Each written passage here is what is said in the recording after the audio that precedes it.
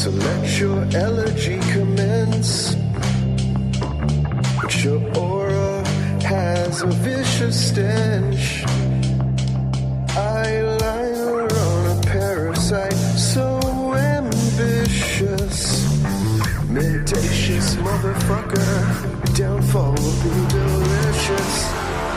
So fucking villainous, so fucking insincere, so fucking obvious. You're just so fucking weird. Serve your master well. You're a hollow husk, you're an empty shell. Yeah, you turn your soul into a glory hole for the Antichrist himself.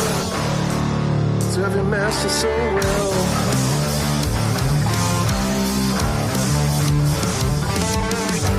There's no benefit in pretense. Now that we've seen how your story ends, such a shame that we all had to witness. You couldn't save a little face from the bullet called consequence. So fucking venomous, so fucking insincere, so fucking odious, so fucking dead and gone from here. Oh, you served your masters well, spewing hate till the moment you fell. Yeah, government may have pulled the trigger, but the truth is, you killed yourself. Serve your masters too well.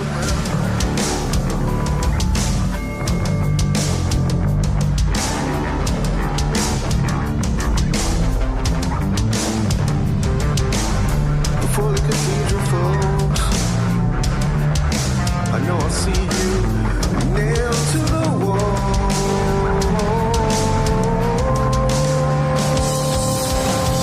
Serve your master well.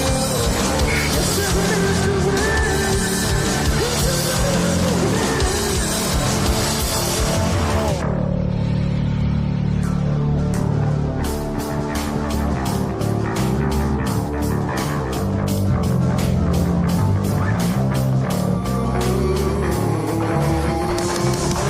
How adorable you think that nobody can tell. You spread cheeks for the devil himself. You serve a master well. You serve your master well.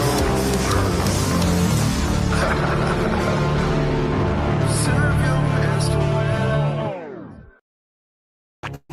Man of his word, Thank you for having Hi. me. You kidding? Really? Yeah. Oh. Thank you. Can't wait to talk to you. I mean, you were never sort of like, I mean, you were never. What are you talking about? I was never into broads. Hey, wait a minute. Hey, just a second. Hello. Thank you. You're a little gay, you know. No. No? Not even a little?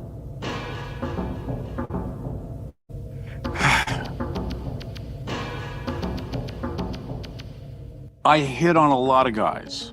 Yeah, but hitting on and like, I mean, yeah, I did a bit about the one, you got off totally. I mean, I think the jury was like, took 2 hours to say, it was the kid in the piano bar. As I recall, I mean, that like, he says like, he had, your cock was in his hand for like 3 minutes and then he like said something. That Okay. one never even got to court. That one was thrown out. Yeah. I think people now look at this and think,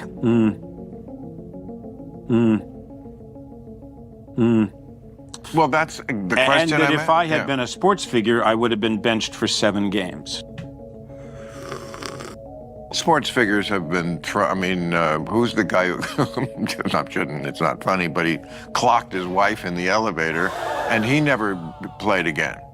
Well, I don't know about that particular case, but I'm saying, well, if you're hitting home runs, they want you on the field. Yes, I think. I mean, yeah. Well, we can't have people watching movies from bad people. Oh, that's what I say. Oh, I see. I mean, fuck. You know, even Oprah came in on the side of I believe the kids. So you know, it's so inconsistent. If you wanna, but that part is never gonna happen. Humans are humans. They love to believe a rumor. Yeah, but in the end, I also believe that, you know, we're gonna figure this out. Oh, it's like we're doing improv. People like Douglas and others on the right have been so publicly supportive of me and believe that I was not given due process and have been out there for me and supporting me. Because you're bad and they're bad. You know who I'm fucking? Tilly Norwood. Do you know who that is? No idea. She's the AI. Oh. You have a whole other life as a musician, right? Yeah, I'm doing concerts now. See, that must lead to temptation. Groupies, musicians, the road. No. Fuck off.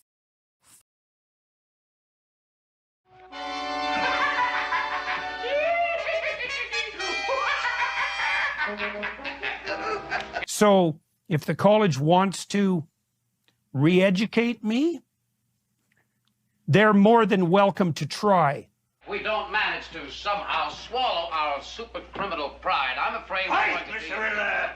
But if they think they're going to do it in secret, they've got another think coming. We must hang together. Almost assuredly we shall hang separately. Oh, and what a pity that would be. Am I audible? Hello. Let me get this thing out here. Hey, am I audible? Am I audible? Oh, no, I'm not even on. Wait, I'm on screen? What the hell's happening? There I am. Okay. Yeah, cool. Hey, welcome. I visually seem to be audible, if that makes any sense.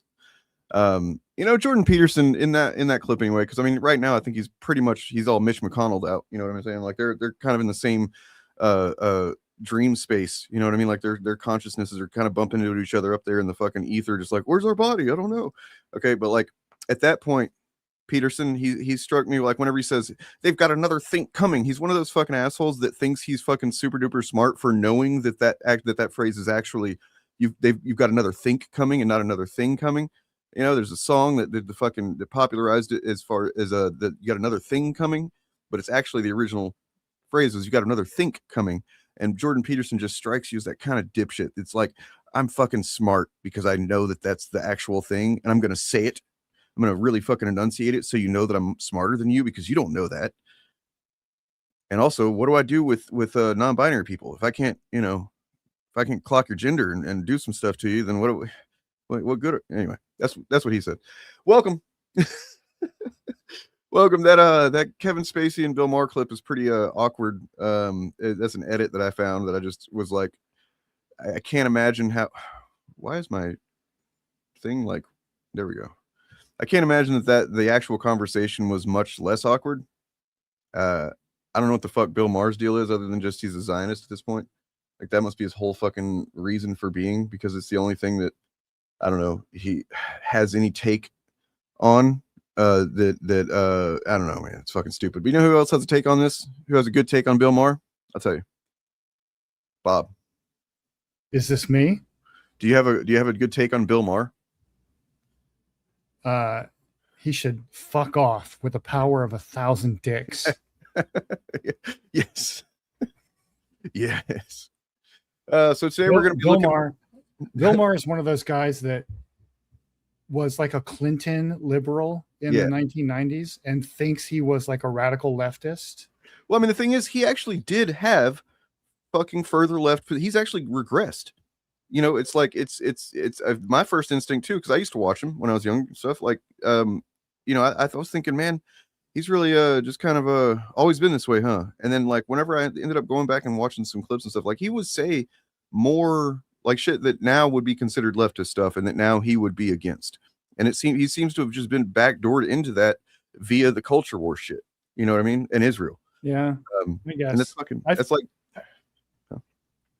I feel like it's more that, and you may be right. I'm not going to go back and look up his oeuvre, Yeah, what would you? but I feel like it's more like there were certain issues on which he was always right wing, and they just weren't being talked about as much in the 90s, and now they are, and he's kind of like coming out on those positions, and that's dragging him farther left on other things that he wasn't necessarily left on before. Or Okay, well, right look, wing we before. basically got opposite takes here, man. So that's kind of interesting. Here, the thing we do agree on: Bill Maher doesn't fucking matter, and he's becoming increasingly True. relevant. And he's always been this smug and cringe. It's just that, you know, like, I think for my sake, you know, I used to kind of watch him whenever I get a chance. I didn't always have HBO, but I would watch it when I got the chance, because there was nowhere else that was having, that I knew of anyway, that was having you know, adult lefty conversations, right? Like on TV. You know, before I really got into anything on the internet and stuff like that. It might have been before the internet was really doing stuff like that. You know, you couldn't find people having these kinds of conversations. And even though Bill Maher, he would frustrate me sometimes with shit he said, and I always thought he was kind of smug and fucking pretentious and shit. He occasionally, his writers would write him good jokes. And then he would have people on that were far more interesting than him. That's the thing. That's the thing, I think, for like his show. If the biggest change I think in his content is his guests. As he's gotten older, his guests have become less interesting and more predictable, and more a mirror of his worst takes on things. Yeah. Well, he did have Vance on there recently. We can check that out actually, because I'm kind of mildly curious to see, because I saw somewhere that he actually, you know, pushed back on Vance and said some shit that, you know, made Vance look pretty stupid. Which, you know, I'm always a fan of that. Just in a vacuum. But that's a very low bar, though. It is. But nonetheless, no. Today we're going to be looking at what the title is not misleading. It is not. It's not clickbait. It is not like, oh, I'm going to reveal something that's already known or something like that. What I'd like to do is to have us consider the critical drinker in totality, because, you know, the drinker character is a character, as he said, as he pretends. As we all know, at least over time anyway, he's gotten more and more comfortable expressing, I think, what is obviously his true feelings via the character, and that, you know, is what a coward does, because it allows them a layer of you know, deniability, right, with what they're saying. It's just a character, you know, it's just comedy, guy. I'm waiting for it to be funny, drinker. Anyway, it's just comedy, guy. It's just comedy, guy. But what I'd like to consider is there's several things that have come out about Drinker and his real life Will Jordan, you know, as a person, and you can tell certain things, you can glean certain information by, like, you know, for example, the now apparently well known, you're welcome, fact that he was charged with, in 2015, assaulting an 11-year-old boy. That's a thing that happened, in case you haven't heard. He was charged with it, and those charges were dropped. No other information behind that really available at all that I'm aware of. So the critical drinker is definitely not a kiddie abuser. Definitely not that. Well, he's definitely the law has made it clear. He does. Look, definitely never hit an 11-year-old boy. Right, but that one, even if that one instance was based on some factual thing, some reality, that doesn't prove that he's got a weird view of children, like that he views children as something that can technically be treated as an adult, or like you can kind of look at them with some kind of like I don't know, sinister eyes. You know what I'm saying? I definitely think one instance is not enough to determine that. How about two? Two is possibly a pattern, possibly. No, he didn't assault another boy. He did not assault another boy. We don't even know that he assaulted one boy. Just to be clear, we don't know that he assaulted a boy at all. No, the law is clear. He did not assault an 11-year-old boy. He was not found to have legally been liable or responsible for assaulting a 11-year-old boy. Correct. That's the case. Now, does that mean that the reality is that he did not assault an 11-year-old boy? No, not at all. It doesn't mean that. The same way that O.J. Simpson, you know, getting off from murder does not mean that he did not murder people. Okay, those people. In fact, it's very likely, in my opinion, that O.J. actually very much did murder those people. Even if he wrote a book titled "If I Did It," it's still proof that O.J. Simpson did it. So, in that same way, no, we would be shockingly irresponsible and just calling lawsuits upon ourselves to make the claim that the critical drinker Will Jordan did assault an 11-year-old boy as a fact. Like that would be, we'd be, oh, my God, I can't even imagine getting on here and doing something like that. But to say that it was recorded that he was charged with this thing that was very specifically something that was spelled out, like here's an incident that allegedly happened and he was the one that perpetrated it, and that was held up in court for at least a year until eventually, for whatever reason, it did not go through any further. That, what does that say? I don't know. It just says that sometimes life is weird. Sometimes you end up, walking by an 11-year-old kid and, maybe the kid imagined he kicked his ass. Maybe he was like, that's the writer of the Ryan Drake series. I'm going to pretend he kicked my ass. Maybe that's what happened. Maybe. I mean, but in his defense, have you met 11-year-old boys lately? I've got one. They're all into Andrew Tate and all this weird like MMA shit. So That's maybe. Weird, don't you think that would have given him reason to like get along though? I mean, well, this was before Drinker's arc as the drinker. Maybe this was a wake-up call for him. Like maybe he like looked at the kid the wrong way and was defending himself. But the law doesn't see an adult fighting a kid as self-defense. So, that's just a possibility. He might have written Trial by Fire. Yeah, he might have. Maybe that was part of the agreement to drop the charges. Is the kid was like, you're gonna let me write stuff and you're gonna say it's by you. It's like, oh, okay. I'd rather that than to be known for assaulting a little. And I'm going to be known as Mauler. Yeah, I'm going to be mauled. Because that's what I did to you, motherfucker. I mauled you. That's the canon, but this channel's head canon anyway. That's the official lore here. Is that the Mauler was the boy that was responsible, because the ages more or less line up. I don't know. I haven't really done the math, but I'm going to pretend that ages line up just right. To where Mauler would have been 11. Yeah. As Morgan would say, it may not be true, but it is canon. That's right. So, you know what? Let me do the math here. I think, how old is Mauler? I think he's like in his early mid 20s by now. Maybe late 20s. I have no idea. So 20s, that would have been 10 years to 11 years ago, 2015. No, I guess it's a little bit off. Still, you know what? No, it's still canon. I don't care. Anyways, point being, we've got another thing that was found here. Another thing. There's a thing, and it's not related to assaulting a small boy. It is kind of not worse, because that is something that did get charged with happening. This is just something that's more a peer into his mind and how he sees young girls. Yeah. So we'll get there in a minute. First, I wanted to present this. I found this out a little while back, and I don't know if I talked about it on stream. I don't think so, but maybe I was on stream when I discovered it, but I was kind of just so taken aback. I was like, well, what the fuck? So TPUSA, they're Turning Point USA, that company, that organization, totally innocent, patriotic, organization that Charlie Kirk, USA's largest supplier of toilet paper. The guy that's responsible for that propaganda shit. That TPUSA. It's being kind of discovered layer by layer lately to be a scam in multiple ways almost.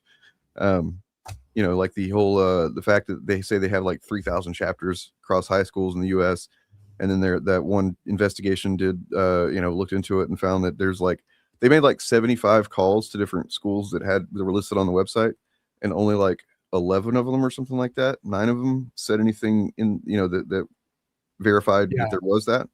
Many of them said they never did have that. Some of them didn't answer.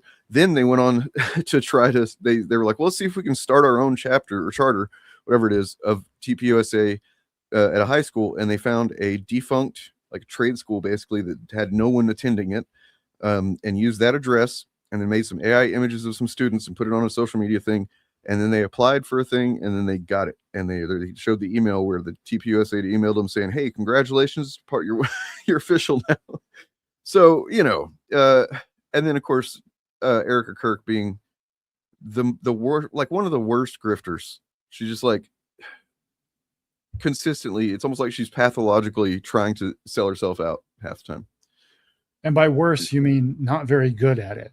Right. Yeah. I mean, she's the one that literally was introducing that one kid and was like, he's a grifter. I mean, no, you're not a grifter, honey. That's fucking great. Anyway, and Charlie Kirk being the subject matter of the second verse of that song that played before the stream, by the way. The first verse is about JD Vance. The second verse is about Charlie Kirk, in case anybody was listening or was interested. Next time you hear it, remember that. The Critical Drinker is a noted speaker on the website for the Young America Foundation, which is a subgroup campaign, something of Turning Point USA. So they're letting a guy who definitely did not assault an 11-year-old child be a speaker for young people. Well, let's really think about this. That's The good. Young America Foundation. Critical Drinker is a middle-aged man. America is not Scotland. I'm pretty sure. It'd be cool if it was. I like Scotland. I mean, I've never been there, but theoretically I like Scotland. I'm part Scot. So, and then also Drinker, the Drinker. Isn't this a Young America? Like, this is for children, right? This is for young people. And they think, you know what? You know who'd be a good fucking role model? That guy that's known for being a drunk. Yes, a foul-mouthed drunk. That's who conservative young people need to look to for their values, for sure. And this is really important. This is not the revelation that the title is referencing, by the way. No, this is just more context that I want you to consider when we move on to that. Will Jordan, as it says here, Will Jordan was born in Fife, Scotland in 1983. He's best known, and this is not accurate, he's best known as the author of the Ryan Drake series of action thrillers. No, he's not. No, he is definitely not. Nobody gave a shit or knew who he was before that. And for his YouTube alter ego, this is definitely written by Drinker. He definitely told him he wanted it to be this way. Because in his mind, I bet he does see himself as being more famous for the Ryan Drake stuff than being a YouTuber. He sees YouTubing as slumming it, I bet. You know what I'm saying? Yeah, probably. Yeah. The Critical Drinker amassing over 2 million followers and quickly becoming one of the most popular movie and cultural critics on the internet. With a lifelong passion for storytelling, he began writing short stories from a young age, eventually moving up to full-length novels and the publication of his first Ryan Drake novel in 2012. Since then, the series has gone on to span 9 novels, 2 novellas, and a short film, with 2 more in development. And then those, glossing over the fact that those short films are pretty ass. They're pretty assified. Yeah.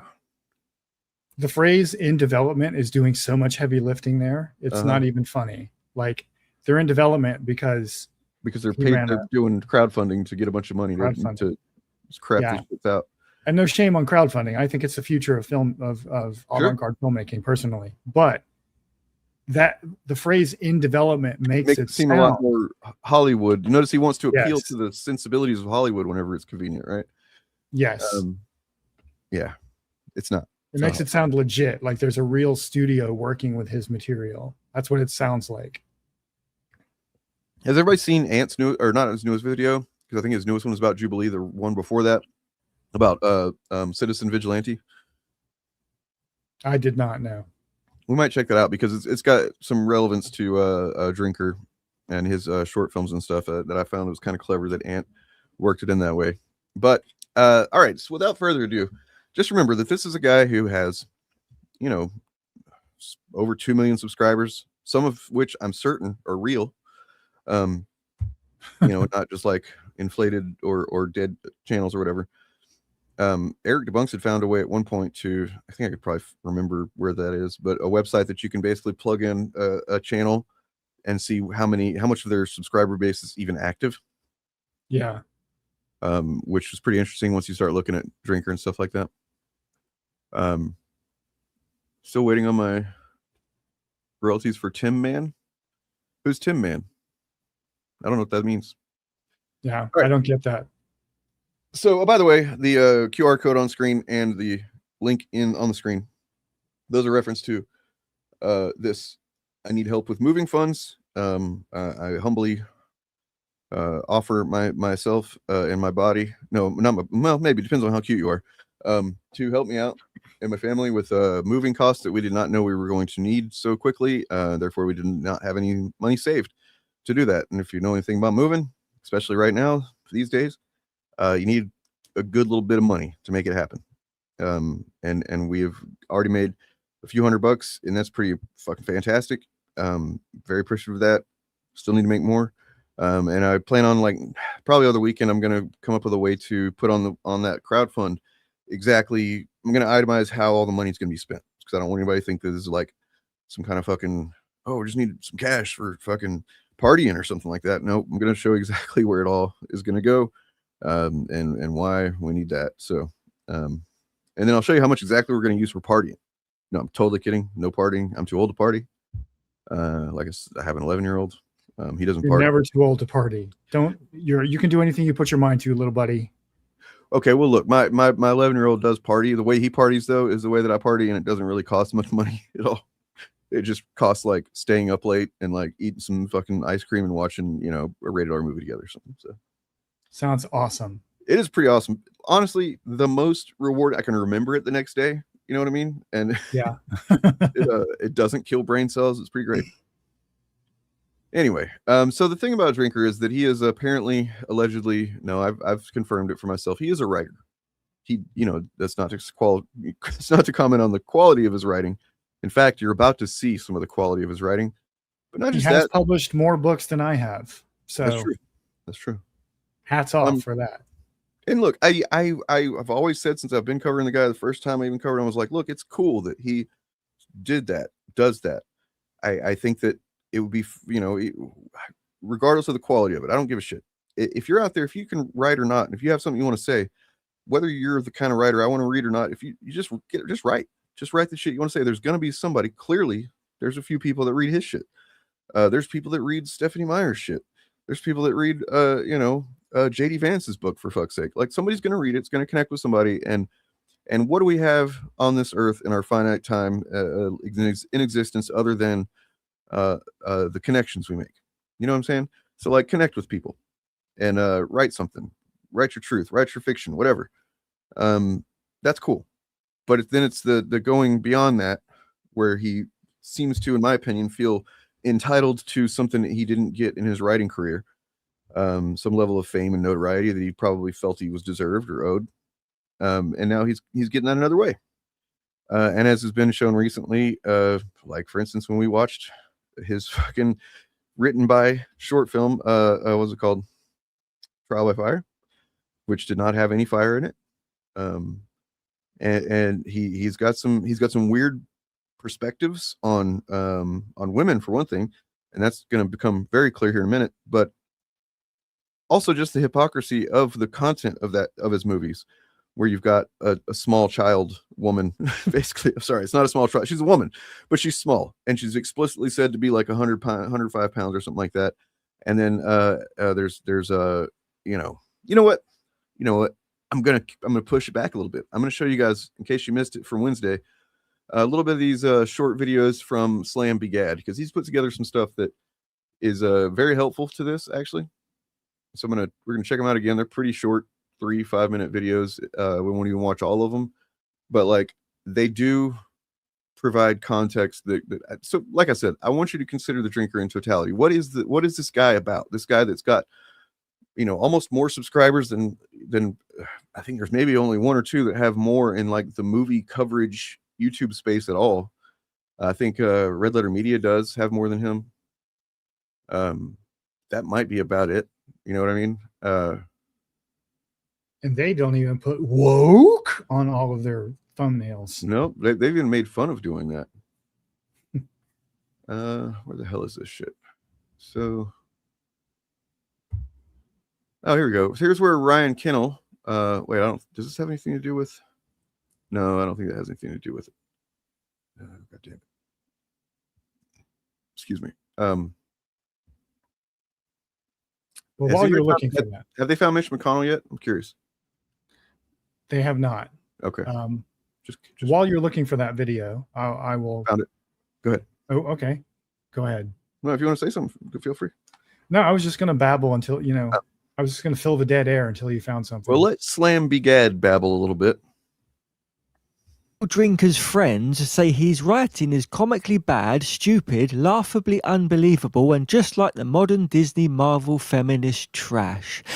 So it's ironic there. I don't know if I'm using ironic right, but Betrayal is actually the novel that we're going to be looking at an excerpt from here in a few minutes. It is disturbing content. Trash. And maybe I paraphrased a bit there, but it's pretty close to their criticism of their friends' novels. You'll see. Just wait. I suppose technically, by their own definition, Critical Drinker is woke. And I just started laughing.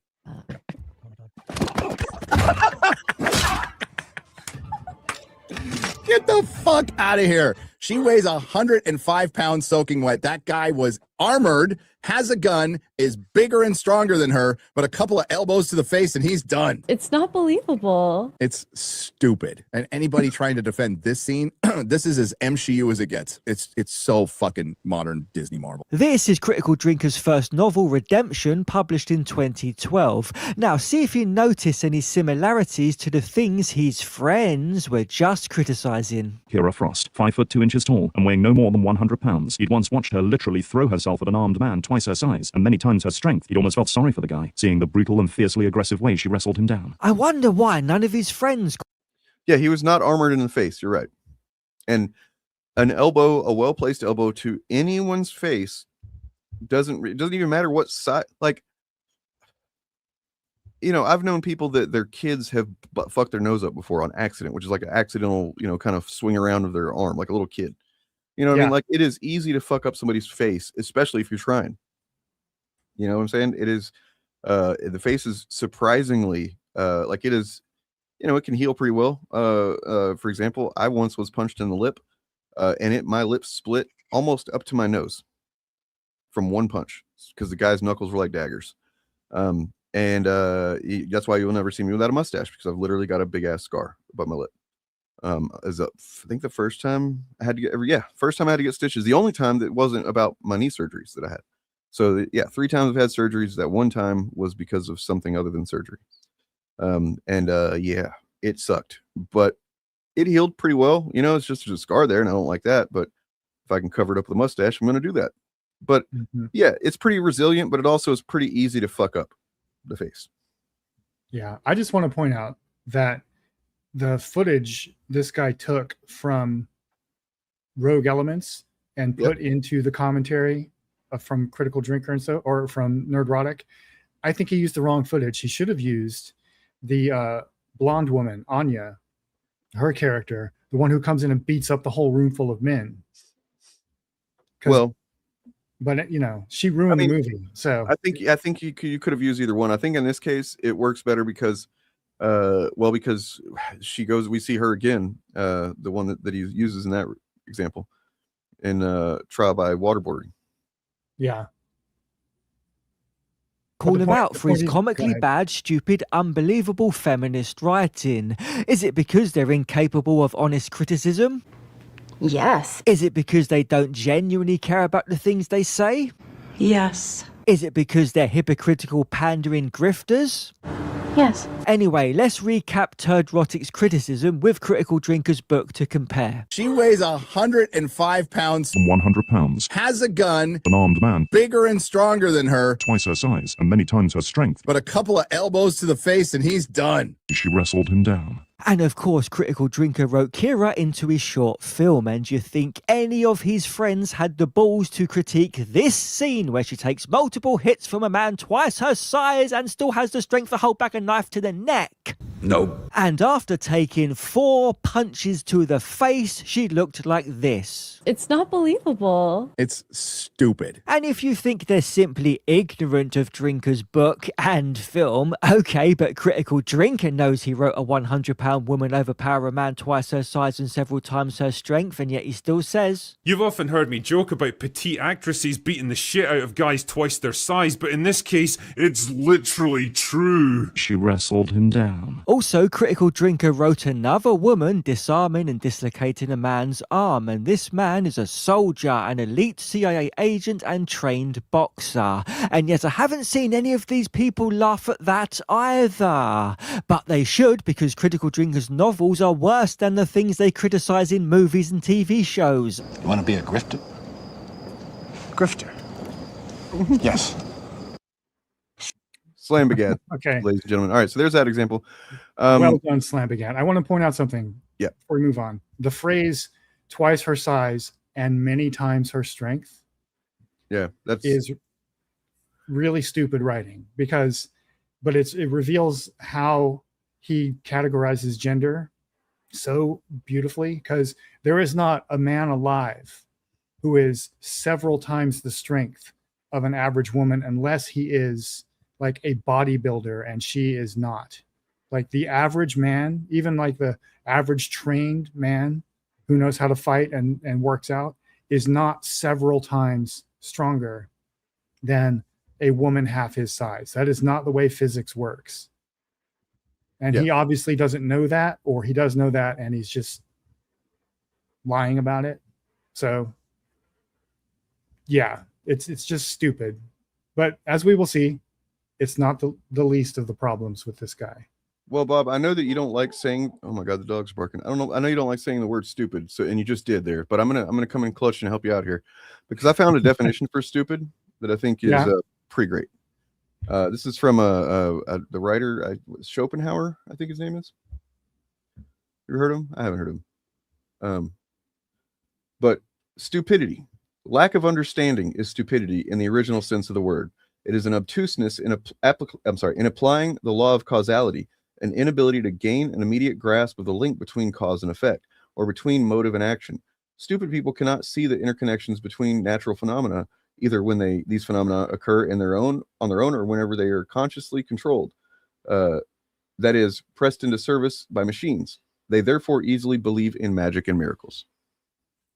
That's okay. Stupidity. People that don't understand that are kind of, and I think that, arrogance goes in there too. But I mean, it's like that gets into the causes of why somebody chooses not to become more knowledgeable or whatever.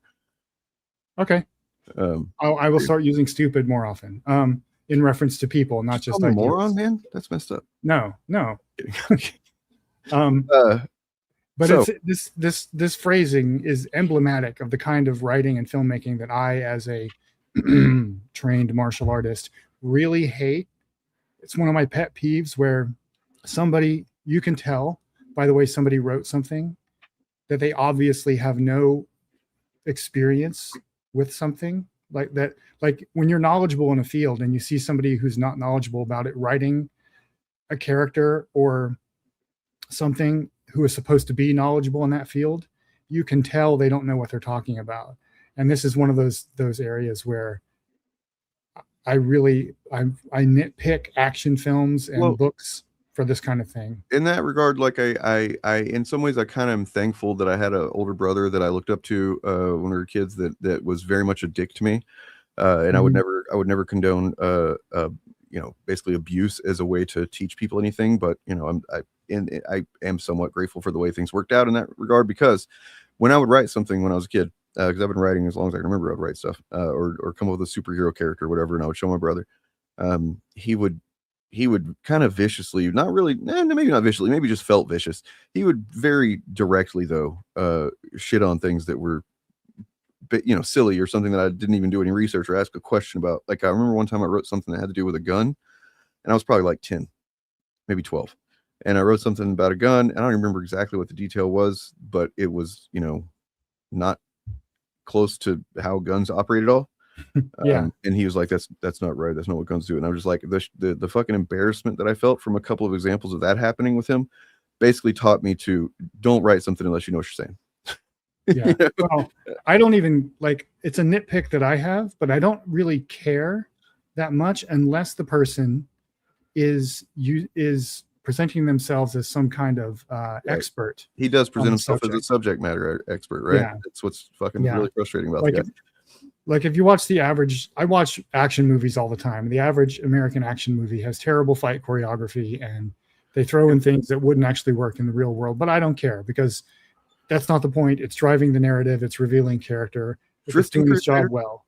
I do have to push back on this because I happen to have an image here I was going to bring up as a another exhibit into the character of Mr. Critical Drinker. And I don't mean the character as in like the fictional character. I mean Will Jordan's character. Here are his friends right here. These are friends. Well, you got the no morals part, right? Right. Yeah. You got and grifters. Yeah. I honestly don't know how you could ever want to be seen with Benny Johnson. Although I think this maybe did happen before the Tenet stuff came out, but he was still a fucking obvious grifter even back then. Even before it came out that he had in fact he was known for plagiarizing. That was what he became known for. He used to write for BuzzFeed. Benny Johnson. And he got fired for plagiarizing. This photo was taken.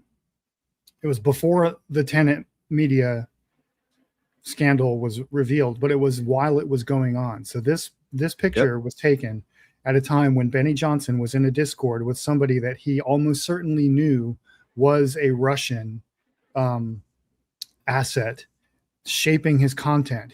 They weren't like ambiguous about it. They were giving him notes on how to shape content and stuff. And then at that exact same time, he starts having the Critical Drinker and Nerdrotic on his show all the damn time and going on their show all the time. Yeah, this was whenever they actually went to visit him in wherever, Hollywood somewhere, I guess. But that's not the only time that they collaborated. They were constantly doing live streams together, appearing in each other's videos.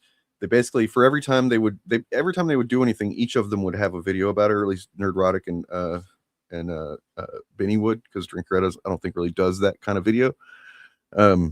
But yeah, it's pretty clear what was going on. I mean, we should never let the world forget that Critical Drinker and Nerdrotic were, through Benny Johnson, targeted by Russia to be boosted for their content. That is the appearance of what is happening here. And just think about why that would be. What is it about the content of Nerdrotic and Critical Drinker that the Russian government that wants to undermine American society found useful? And this isn't, it's so silly whenever they say something, they'll try and defend it like, well, they didn't change their content or whatever. And it's like, you don't understand what it is that's sought out in propagandists. It's not. Yeah, you don't have to change their content. Then they don't want them to. They don't want them to change their content. They everything that they're already doing is what Putin wants to happen. Anyway, so there's that. Now, without further ado, let's find out what Frog Tony looks like. No? You want to save that for after? Okay. I got a few things for after. I got a few things to expose here today. Okay, check this out. I got this. I got Frog Tony. Quit burying the lead. I got Frog Tony stuff. We're gonna see who Frog Tony really is, like what he looks like, as well as who he really is as a character, as a person. And then also, the quartering showed something on screen during a stream that he shouldn't have shown. That kind of reveals some secrets about him, some stuff. Yeah. All right. Cool. Without further ado, here is an excerpt. And if you want to see this for yourself, if you believe this is not really what I'm saying it is, go to Amazon Kindle and look up the book Betrayal by Will Jordan. And it is the sample that is offered to you at no cost. You can read this yourself. This is in the sample of Betrayal by Will Jordan. I would encourage all of you to do this right now, actually, just to prove. So what are you talking about? It was Yelena, the friend she'd known for so long she couldn't remember a time without her. She was a plump sort of girl, not fat as such, but rounded and soft in the body, the kind who would blossom into a voluptuous beauty in her teenage years before growing big and matronly as her youth faded. This is a description of a preteen girl. So yeah, context being that this is a preteen child that is being described as she's going to be hot one day, basically. Like, I can't wait till that child gets hot. Yeah. I mean, I have never in my life looked at a preteen child and had any thought resembling this about them. If I was to describe a preteen child as a character in something I'd written, I would not do this. This is like check his hard drive right now kind of shit. Yep. And I mean, look, you it's not surprising, really. It's surprising that he wrote it into a book. That's what's surprising. And then it's honestly, if it's a surprise and kind of makes me feel like I failed by not learning of it before now. You know, If this hasn't already been submitted to r/men writing women, it really should be. so This when is you a look at prime the example. misogyny of his videos, for example, like in any one of his videos, basically you can see it. And then watching Trial by Fire, there's it's not obvious misogyny in some cases, like that one. It shows a chick being she's pretty badass and fights a big dude and basically everything that he says he's against, she does in Rogue Elements. And then in Trial by Fire, it's kind of different. She is See, it I want to shows, push back on that slightly, okay. because if you pay attention to what he complains about, in my opinion, the character Kira does not qualify as a girl boss. The girl boss would be Anya. She's the one who comes in and we have no training Well, arc for her. I didn't say the girl boss. That's not what I said. I just that she is able to resist, okay. The guy's knife in her face and stuff like that, despite him being clearly much bigger than her. Yeah, and she's able to push his head up, like when the sniper says, "Hey, push his head up a little bit." Yeah, that's unbelievable. Even I find that unbelievable. But and she's somehow able to aim at Will Jordan's head and hit him in the dick. Yeah, well, yeah, good for her. That's that's just maybe bad fight choreography or something.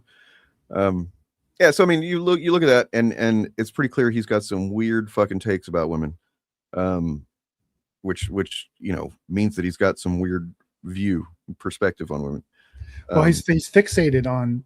I noticed this about when I watch his content about the strong female character or the girl boss or whatever phrase he's using these days to complain about. He always emphasizes that she must suffer before she can be a hero. He really, really wants stories where the woman suffers. Well, he wrote one. He did, but he tries to pass it off as he just wants the normal heroic arc that any male character would get. But suffering is not an intrinsic part of the hero's journey. Nope. And but well, I mean, as I pointed out whenever we watched hold on one second. Okay. Well, I was going to say, while Dane's gone, that failure is definitely an intrinsic part of the hero's journey. Pardon the motorcycle going by. But suffering is not. And the drinker and his friends always complain that a woman who they have identified as a girl boss did not suffer. They specifically want to see women suffering. And we get a lot of that in Trial by Fire. And this quote from Betrayal, I think, tells us everything we need to know about his mindset when it comes to women. Yeah, they're. I mean, aside from the gross first part of it, the first part is the part that kind of catches you up, and you're like, "Holy shit, he's talking about a preteen girl."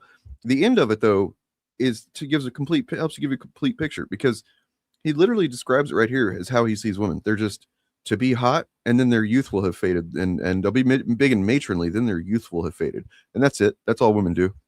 Mm-hmm. Yeah, that's he just described the life cycle of a woman according to Will Jordan right here.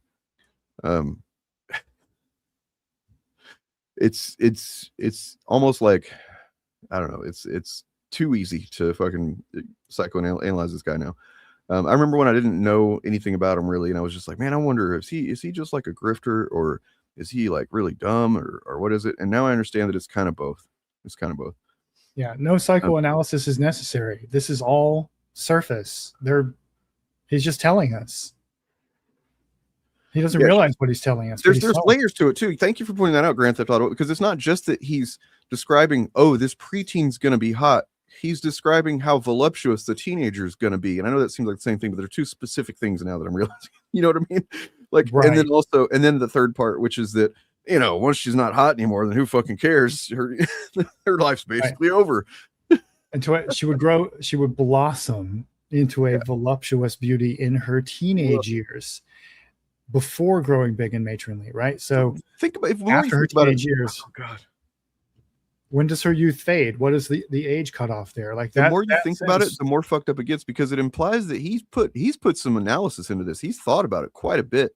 He's Yeah. like, you know what preteens I'm talking about. The ones that are kind of chunky, that kind of get real hot with real voluptuous, those kinds. And it's like, what are you talking about? They're all over the place. I still see them all the time. Like, But he also has identified that the voluptuous years seem to end after the teenage years. Yeah. That's kind of how that sentence reads. Like she grows big and matronly after her teenage years. yeah. Did Matt Walsh write this, or was this written by Will Jordan? Are they ghostwriting each other? I gotta see something here. What is Okay, the word matronly describes a woman typically middle-aged or older who has the traditional characteristics of respectful, dignified, or motherly wife. It is often slightly disapproving in modern usage, pointing to a fuller, heavier figure or an unfashionable, conservative style of dress. Physical characteristics, it often refers to women having plump, ample, or heavier figure, sometimes especially associated with middle age or older. Behavior and demeanor, on the positive side, it can mean a person is staid, calm, stately, maturely dignified. Not typically a compliment. Yeah. Yeah. This sentence is telling us that women are hottest when they're teenagers, and then they get big and fat in their 20s after they have a kid.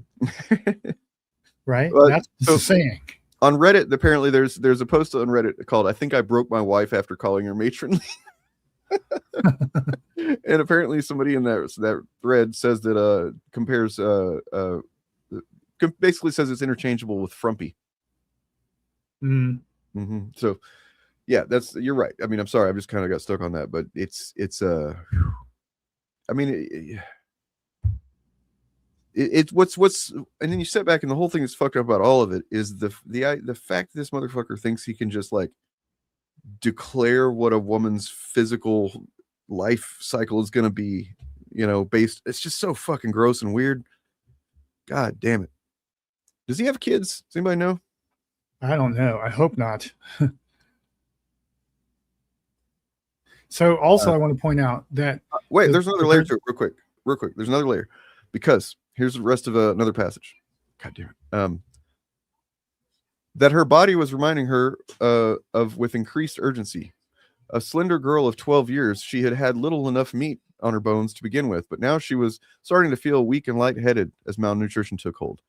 She licked her dry lips, trying to silence thoughts of cool, refreshing water. And so this is in the context of the story. This is a kid that is like starving too.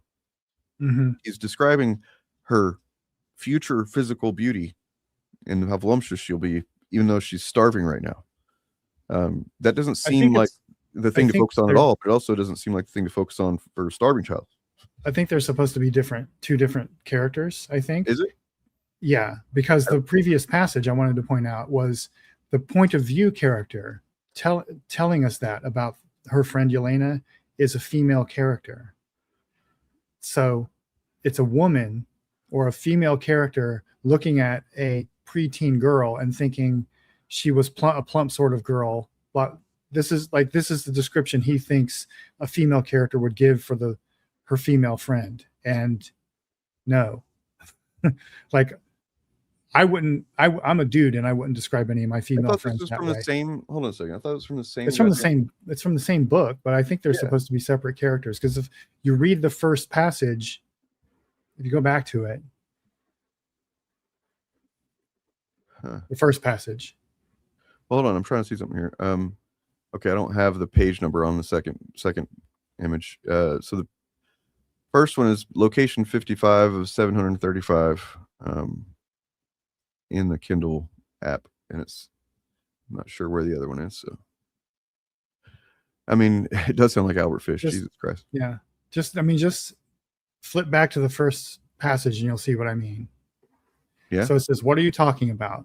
It was Yelena, the friend she'd known for so long she couldn't remember." That doesn't necessarily mean it's from Yelena's perspective necessarily, right? No, it's a woman describing Yelena.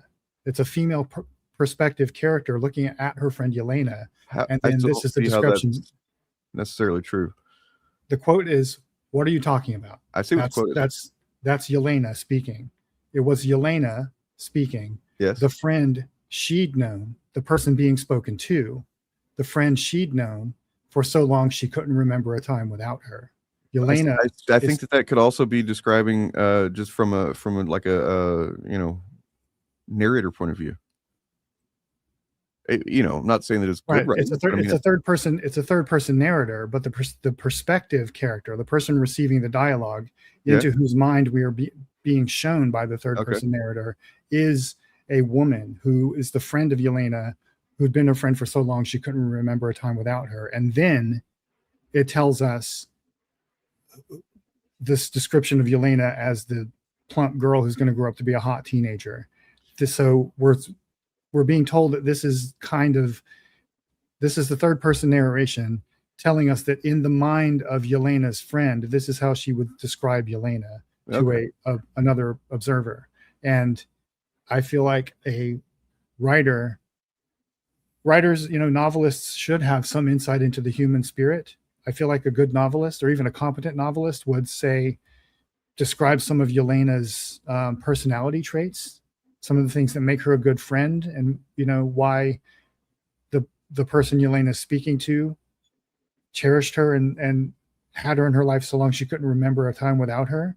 But instead, we are given the description of how hot Yelena is going to be when she grows up.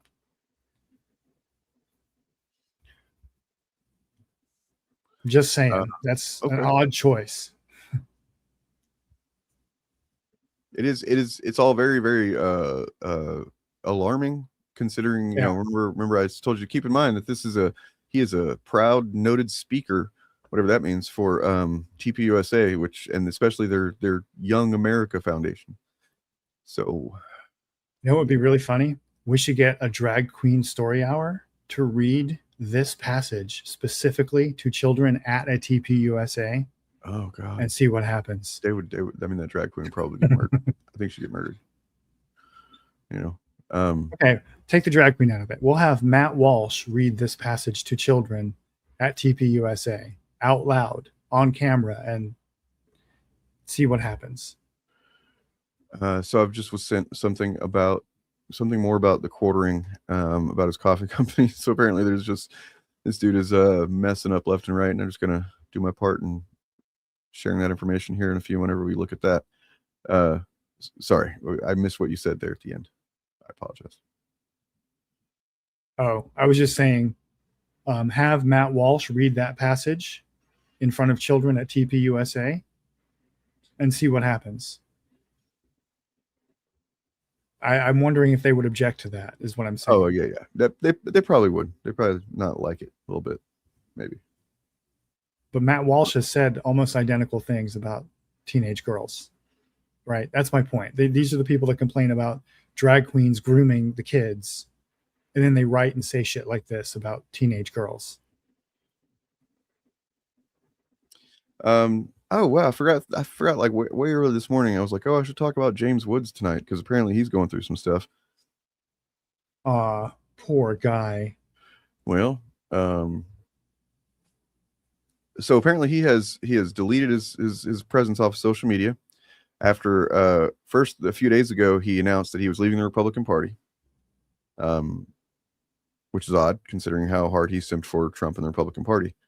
But I think it's a way for him to cope with the fact that he's basically saying it's the Republican Party's fault that Trump hasn't been able to do everything that Trump wants to do. So he's leaving the party because they are making it shitty for Trump. Okay. And then, but more recently, he has now fucking. It has come up again because it's come up a few years ago already that the actress Amber Tamblyn had said that at one point when she was 16, and she was, he basically pulled up to a spot where teenagers and young people in LA area hung out, and he pulled up and said, "Hey, I'm going to go to Vegas. You want to go with me? I'm going to Vegas right now. Get in the car." And then she was like, "I'm 16." And he goes, "Even better." That has resurfaced again in light of, I guess, other accusations that are being made. I guess some kind of potentially legal situation happening. So, good on him. Good job, James. Couldn't happen to a nicer guy. Yeah. A real piece of shit. Real piece of shit. I find it really funny and kind of ironic that his last, as far as I know, his last screen role was as the villain in White House Down, where he basically plays a MAGA guy. It was MAGA before MAGA was a thing, but basically his character is a MAGA guy who storms the White House with a bunch of like right-wing terrorists. Yeah. Weird. All right, so here we got I've actually got a few things about a few, maybe I need to do this like once a month, just do a here's a Chud news roundup thing if there's that much, but it does seem like incidentally rather, I've got several things to break here. I mean, this is not necessarily news, but it is news to me. It's probably gonna be news to most of you. Frog Tony, who in my mind is most infamous around these parts for showing up on the showcast after challenging, we talked about his video or his stream one point whenever this whole goddamn Sweet Baby Inc. thing, Sweet Baby Nothing was going on, when they had decided that they were going to accuse this small little, studio of being basically having the entirety of the video game industry, on their knees, with threats of calling them racist on Twitter. And we're making them let them write all this woke agenda stuff into their video game stories and blah, it's fucking stupid. It's not true. It's stupid. It's like a baby's understanding of things. And I say stupid, reference that definition I said earlier. That's exactly what I mean. Stupid isn't don't understand how anything works. Think you do, way too confident, and won't hear anything else. So anyway, Frog Tony is apparently a pretty gross guy. Can you believe that? Can you believe a guy that would push that kind of narrative and call himself the heir to Comicsgate and the Chicano Stan Lee, and then release a coloring book essentially? The Chicano Stan Lee. From what I understand, I think this is true. So whenever a page was going around about his comic that he was going to be putting out, and I saw a page of it, and I was like, oh my God, this is bad. It is, I mean, it's not bad in the sense that like there's no talent here. It's just like you can't charge money for this. This is not something that you put money, out there and say we worked really hard as professionals, or we want to be paid for this work. It's not that. I'm sorry. There's just some things that don't rise to that level, in my opinion. Not if you expect regular comics fans to look at it and go, oh yeah, this is totally worth my money. It looked like a coloring book. That's what it looked like. And apparently they eventually decided to release it as that, and change the price from what I understand. So I think I might have single-handedly devalued that to release that. I'm kind of proud of that. If so, here he is. Well, let me get this off screen. Oh, well, the reveal is what's gonna happen? What's he gonna look like, guys? Jump scare. Prepare yourselves, folks. Yeah, jump it's not scare incoming. It is. Yikes. Where's the goddamn thing at? There it is. Frog Tony. Now, normally I would be against body shaming, but when you see what he's writing to people, I don't know who this is that he wrote to, but I mean, it's clearly him. It's right there. This is from December 2024. He starts off here, it says, but damn, you were looking sexy and cute when I met you in LA. Presumably she said, called me an 8 out of 10 though. He said, 8s are sexy. Still a bit sad I didn't give your belly kisses and taste those puffy nips. Jesus Christ. Don't worry, I'll let Johnny watch. Nope. That should have been the end of that right there. Oh, lol. See how much nicer I am? It can our secret if you wish. No one but us need to know how wet I make you, Kelly. Teddy bear, I think. As fun as this is. And then this is the fucking enormous unearned confidence on a guy like this, where he's like, as fun as this is, I'm gonna go. It's like she hasn't said anything to you in let's see, hours. Like, as fun as this is, I'm gonna go hop in the shower. So unless you want to watch me get washed, talk to you later. Well, if you look at the time, she hasn't said anything in like 30 minutes, right? Yeah. And then Okay. the next morning. And the next morning, yep. It's okay to admit to me that I turn you on. We can be friends with benefits without anyone knowing. You can tell me I'm an idiot who read things wrong. LOL. Okay. LOL, just fuck off. Yeah. Okay. So he goes and takes a shower at 8:08 p.m. Mhm. Then at 5:38 a.m., which means this is the first fucking thing he did the next morning, he texts her this. And then at 1:22 hours later, she's like, LOL, fuck off. Yep. Now, So okay. So confidence is king. I want to put that out there. All right. Confidence matters a lot more than things like looks or money or stuff like that people, that incels think it does. But this ain't it, bro. This is sexual harassment. This is not confidence. And the only reason that I would I'm not sitting here saying like, look at him laughing and stuff. It's like, it's more like, this is it informs what kind of guy thinks that this is the sort of behavior that you like. It's a lack of self-awareness. It's a lack of it's a complete lack of self-awareness is what it is.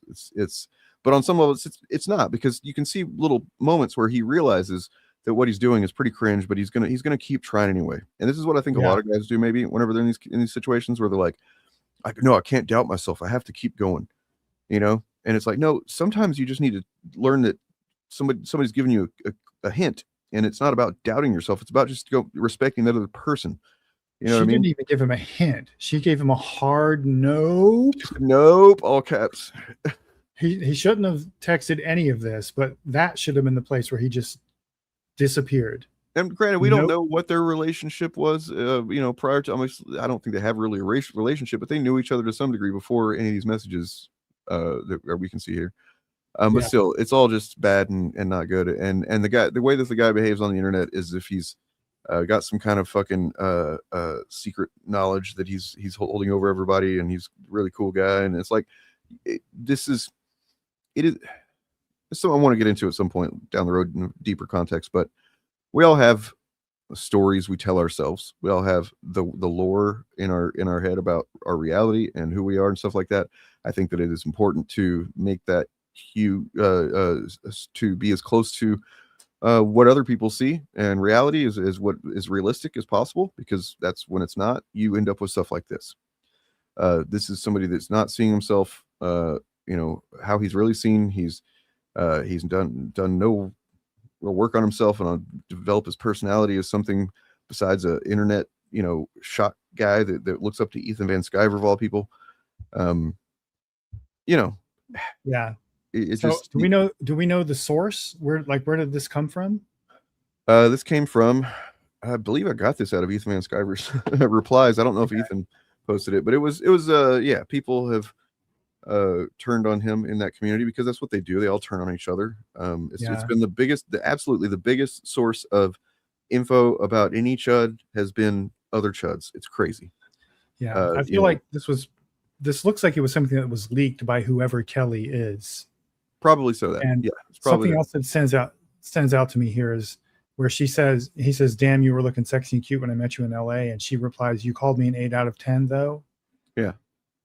So that tells me that before this interaction, when they met in person, he was trying to neg her, which is like the cringiest fucking piece of advice I've ever heard anyone give for dating. Yes. It's really stupid. If you're not familiar with that, that's like the idea that this is what, and honestly, fucking really fuck these guys so hard that what do you call them? What were they? I forget the name of these guys. Like Mystery and stuff. The pickup artists. They were called the pickup artists, and then it became the manosphere eventually. Because literally, that's where incels came from, is out of pickup artist, communities, because none of those things work. None of that shit actually works. And so, because here's how it happens. Here's how the incels were created. There were guys that were having problems. They didn't have a lot of confidence, or had no confidence in themselves, or they were really, had learned some cringy stuff, thinking that it was going to get women. None of it worked. So they go to these pickup artists. Some of you might have seen that show back in the day. I don't think it was VH1, called The Pickup Artist. And that guy Mystery, he was one of them. He's literally one of them. And the stuff that he taught on that show, I watched it out of sheer horror. I was already in a relationship. I had a kid. I was like, this is fucking terrifying, but pretty funny, because it would show them going out and trying to use these tricks, these surefire ways of getting women to value you and stuff. And of course it doesn't work, because it's all really cringe and tries to basically trick or lie or nag women, which is, you know, saying like, oh, you know, it's pretty bold of you to wear that dress. A lot of girls your size wouldn't wear that dress, but you look good in it. You know, that's Yeah. nagging, where it's almost like giving them a compliment but shitting on them at the same time. Yeah. Well, the idea is that you're supposed to insult them, and it makes them feel like shit, and they want to seek your approval. Yeah, which is not how anything works really ever. And if there is somebody that works that will respond to that, then you're probably not going to end up in a healthy relationship, to say the least. Yeah. Well, the goal was not to laid. end up in a relationship. It was just to get laid. And they would tell you, even then, like Mystery was like, he would tell them this doesn't work by phrasing it differently, by saying, look, it's a numbers game. You're going to have to go out there and do this to hundreds of women before you find one who will fall for it. So here's how the incels were created from that, because dudes, you know, apparently more than just the ones who were on that show, started trying it. And there were other guys. I mean, he was just the one that had a TV show. There were other ones on the internet and stuff, and Reddit and other forums. And they would try this stuff over and over again, trying to hit the numbers, and it wouldn't work. And they became convinced that it was because of something inherently wrong with them. Like they're and not wrong with them. It's the way they're seen by women who have unrealistic standards, or they're trained to get with the Chads, and you know, the Stacys are supposed to get with the Chads, and they see these guys who might have some weak chin or something like that, and they won't get with the guy with a weak chin. It's like, dude, if you knew, I'm not gonna sit here and talk about it, but I got a weak chin is all I'm saying. I haven't had any problems. Didn't the mystery guy drug someone? That would be the least surprising thing I've ever heard, if that's true. I don't know, but that would not shock me at all. So anyway, that's how they were created. Is they became convinced that because they took these guys seriously, and so the first incel form was pickup artist hate, PUA hate, on 4chan, I think, and that was literally where the incel term was created. That's where the first one started going. You know, oh well, you know, we've tried all this stuff, and we guess we're just outcasts from the dating pool or whatever, and then you end up with Elliot Rodger. And none of them. The fucked up part to me is that none of them would listen to female dating coach. Like there are dating coaches who are women and they coach men, right? Because they'd already been trained to see women as basically not having exactly. Right. Yeah. They were trained to see women as the enemy. And that's the problem with the pickup artistry and the manosphere in general, that it became, is that they see women as the enemy. So they're never to be trusted. So when women tell you what I mean, every woman's different, obviously, but there are generalities to be spoken to. And when women tell you what they actually find attractive and charming in a person, these guys won't believe it. They'll think the woman is lying because they've been brainwashed by like the Chads or whatever. It's so fucking cringe. You know, everybody deserves is a chance to become self-aware and just enough strength to actually push through the things that they, you know, subconsciously choose to allow them to hold them back. That's what I think that everybody deserves, more or less. You know, unless they've actually hurt people and you know, so on, then fuck them. But like, I think there's a lot of people that are just unfortunate victims of this shit, especially, you know, these days, where as we're enter the death throes of capitalism, you end up with a bunch of con men and a bunch of people that exploit those who are alienated by labor, by by social groups, by the internet, has created this the male loneliness epidemic. It's like, no. What's crazy about the male loneliness epidemic is, like, what are women doing? You know what I'm saying? Like, if males are lonely, what are women doing? You know, like, there's more of them technically. So, like, what are they not lonely? The male loneliness epidemic is just men doubling down on stupid shit that keeps them lonely all the time. Yep. That's my hot take. Like, it's male loneliness epidemic is men feeling entitled to not being lonely, while women are also lonely, but they just have by and large have learned to develop a sense of self-respect and recognize that the many of the men that are out there are cringe and possibly dangerous. You know, that's where the whole bear meme came from, right? Like, would you rather encounter a guy or a bear as a woman in the woods or whatever?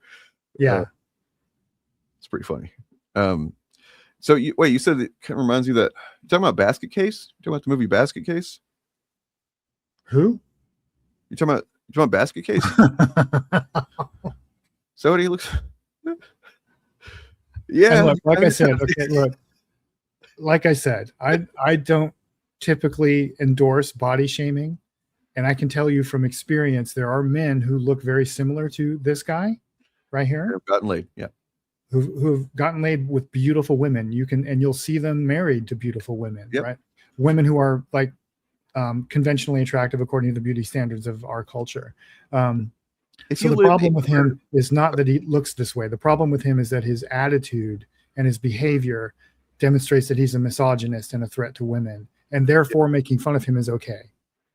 If you live in like a more urban or city or even suburban type area, and you just go to a public place, I don't know, I mean, I know the mall is not really a viable thing for many areas anymore, but like just go somewhere where there's people and look around enough. Don't be a creep, but like look around and you will see it. You will see it. There will be men who you're like, is that her brother or something? And they'll like hold hands and you're like, wait, no. Oh, yeah. Okay. It's shockingly common. I used to call them sitcom couples. Mm-hmm. Like the schlubby looking dude with the hot wife. You'll see that couple all over the place. Now you'll see the reverse as well. You'll see schlubby looking women with hot husbands as well.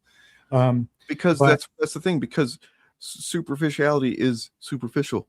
And yes, of course, I feel like most of these types of men look at how, and I know this is what it is because I used to kind of do it too. So like one of the reasons that I kind of understand this shit to a degree is that I used to some degree have some of these same misconceptions, right? I think a lot of young guys do. Yeah, for sure. So like I would it was more about me being afraid that in a social sense, that if I got with some girl that was like when I was in high school, I had several friends that were girls. They all befriended me whenever I moved from the school I moved from. I just got this group of many girls in a group, and many of them were they were all into rock music and stuff like that. That's the reason why we kind of got to be friends, like the same music. And a few of them were overweight, and a couple of them at different points had some crush on me or whatever, and I was like not willing to get into start dating them because I didn't want the guy friends that I had to judge me for it. So, and that's the first time I've ever admitted that out loud, actually. So that's pretty fucked up. But like, that's what happened. I didn't treat them shitty. I didn't I wasn't shitty to them. I wasn't, I just didn't, even though I would think one of them, like, this girl's really cool. I would like to, have a girlfriend like her, but, she's kind of fat and I don't want to be seen as being with fat girls. Even though I myself was, I wasn't super fat or anything, but I wasn't in great shape. I never have been really. But it's never stopped me. It's literally never stopped me. Like these incels, guys, play guitar. That's what I did. It works. It really does. Get in a band. Yeah. The two, like, okay, I'm basing this just on vibes, but I would not be surprised if you took a poll of women and asked them, like, what are the most attractive things that a man can know how to do? Number one would be play the guitar. Or play the guitar would be near the top. And then like build things with your hands and know how to make people laugh. Yep. And be good with kids, be kind to animals, that kind of shit. So if women think about this, the logic, you follow this logic. If women see a guy that makes them feel uncomfortable and creepy, and they're like, oh, that's a creepy guy, I don't want to be anywhere near that guy. What is the opposite of that? The opposite of that is a guy who makes people feel comfortable, that makes people feel seen, that makes them feel respected, that makes them, that they're heard, they're listened to. They're not just trying to get something from her. That's what makes a woman feel, good. That's what makes her want to hang out with you again. Never mind getting laid or whatever, but like, just to treat them like a person who isn't something to exploit for some, thing you want to get out of them. Yeah. The number one thing is all of that can be summed up as safety. Yep. I would say the underlying thing, like I've had this talk with my nephew a couple years ago. I was like, look, you need to understand, because he was complaining about women shit testing him and or girls at that time, like girls shit testing him and like making him jump through all these hoops and whatever. And I was like, look, man, you have to understand that women live in a world where 50% of the population is a literal threat to their lives. They do not have any reliable way of knowing just by looking whether you are going to murder them. So I'd say every potential threat. I don't want to say that 50% is a threat, but well, a potential threat, yes. Like the point, like, because he would be like, well, that's not fair. I'm not like that. And I'm like, yeah, you're right. It's not fair. But they don't know that you have to demonstrate that you are a safe person to be with. And the way you do that is, you know, you make people feel seen. You listen to what they're actually saying. You learn how to make them laugh. You establish rapport. You know, all this stuff that you don't want to learn how to do. You need to learn how to do, because I forget who said it this way, but somebody, a famous writer, a woman writer, said women or men live in a world where they're afraid women are going to laugh at them, and women live in a world where they're afraid that men are going to kill them. And that's why women these things are not prefer to meet. Yeah, right? That's why women prefer to meet the bear in the woods, because the bear is predictable. And so the number one thing I would say is establish that you are a safe person to be with, to be around. Demonstrate this through acts of kindness and active listening and humor and politeness, and while also not being shy if you are about the fact that you're attracted to them. There are ways to let someone know you're attracted to them without texting them at 5 o'clock in the morning and saying, hey, I wish I could have sucked your juicy titties, or whatever Frog Tony did. You know, puffy nipples, Jesus Christ, puffy man. nipples. Yeah. Like, don't do that. But, you know, go look up, you can find, okay, it's the era of YouTube. I'm sure you can go find right now tons of channels by female dating coaches for men. Females, foids, who are tell you the way. First of all, if you want to be liked by women, don't call them foids. Don't call them females. Yeah, honestly, like unless you're a Ferengi. Yeah, I was just talking to my girl, right? It's my girlfriend earlier, where something. I was listening to Jovan debates. I don't know if you've ever seen his clips of his debates, but he's pretty good. And this guy was on there, and the guy he called out. Jovan called out how the guy did a kind of Freudian slip where he said, men, blah blah blah, and females, and that's how the guy spoke. And I was like, that's weird. It's weird. Like, it's almost like a slur in that context, because the only men who use female in a casual kind of setting or whatever are kind of incels, right? Like, if you're talking about a woman, typically you're going to say woman. I mean, especially if, you know what I'm saying?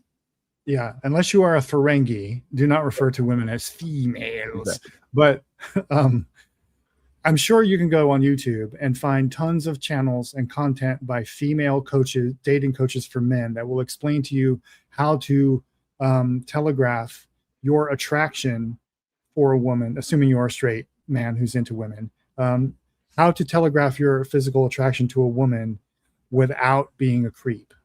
You can do that while also being friendly, active listening, establishing rapport, making her laugh, all that other stuff. That stuff you should do with everybody. Those are just general skills to make friends, but you can use those skills and couple them with non-creepy skills to, promote attraction. And the people you should ask how to do that, if you are a man who wants to hook up with women, is women. Do not listen.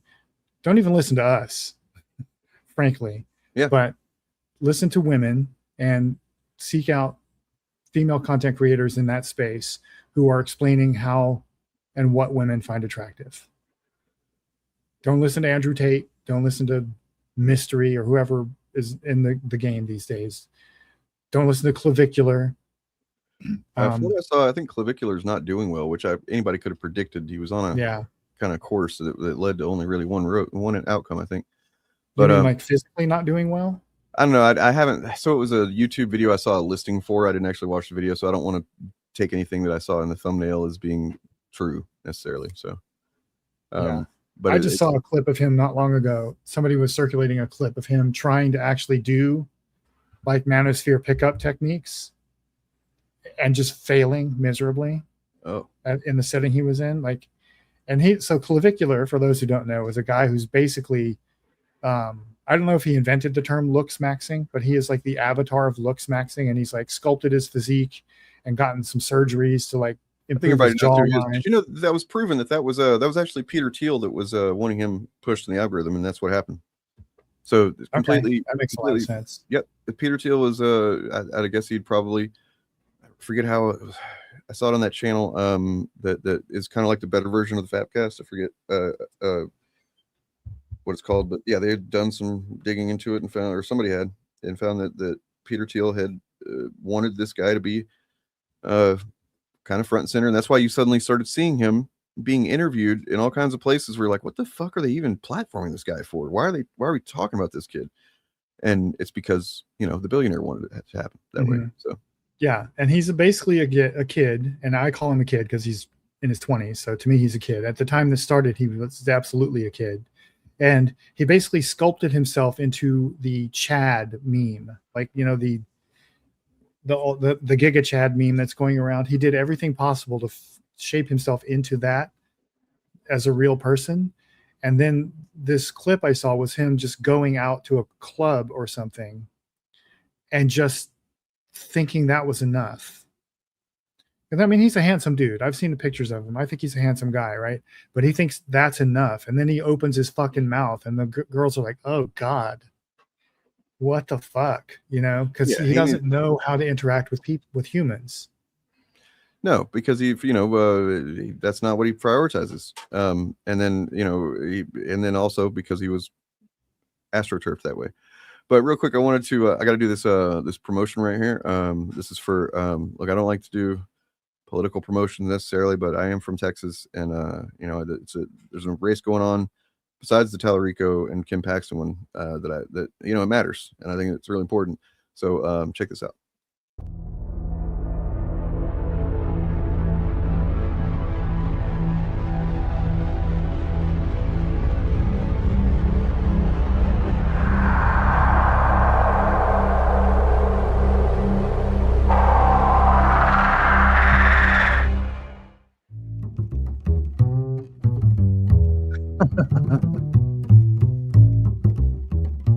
Raised a lot of questions, is all I'm saying. You know, is that a real candidate? I know this is she is the real candidate running against Greg Abbott for governor of Texas. Yes. Okay. And so I made this. If she wants to use it, she's welcome to.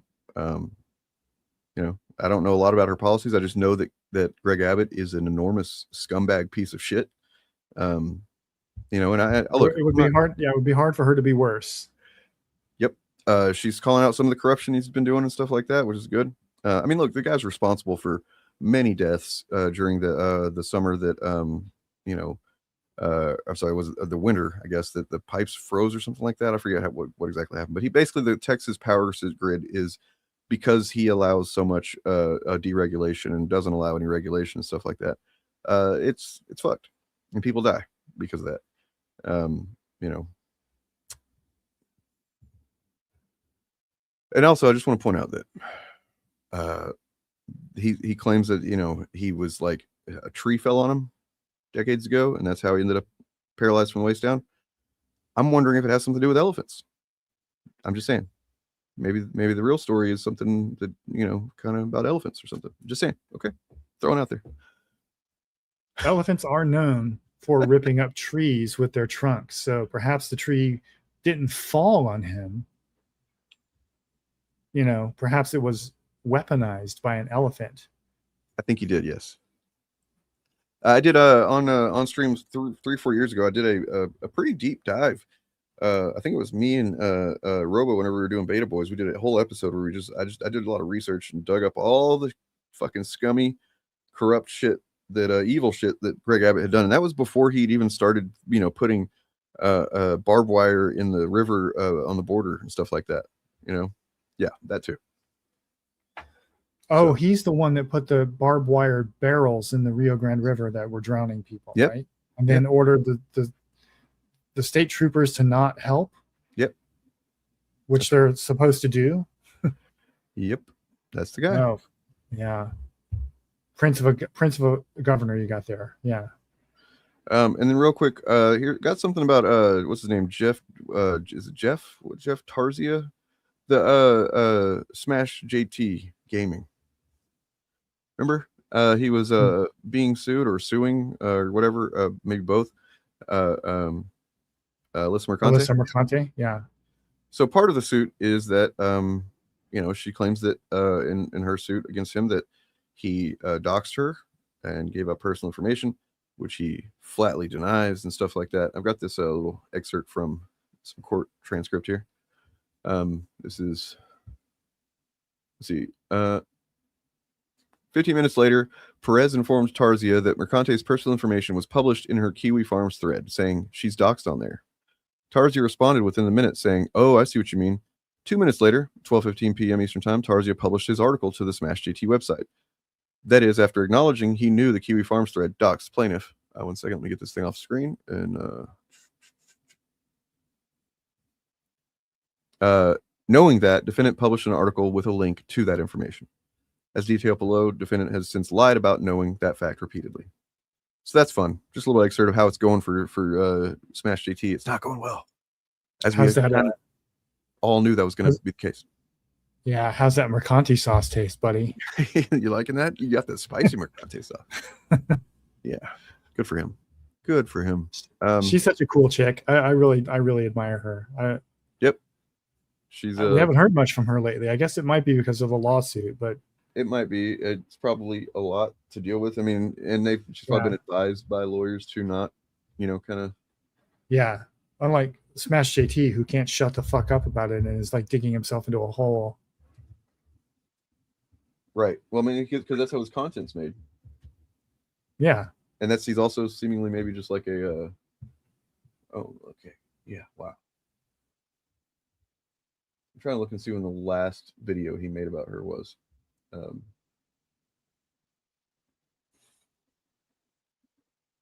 Yeah, he's basically trying to construct an alternate reality on his YouTube channel by from what I've seen, by going on his live streams and saying the exact opposite of what just happened to him in court happened, and trying to, I don't know what he thinks he's going to achieve by this, because the court doesn't give a shit about social media reality, but he's basically trying to convince his audience that he's winning the lawsuit.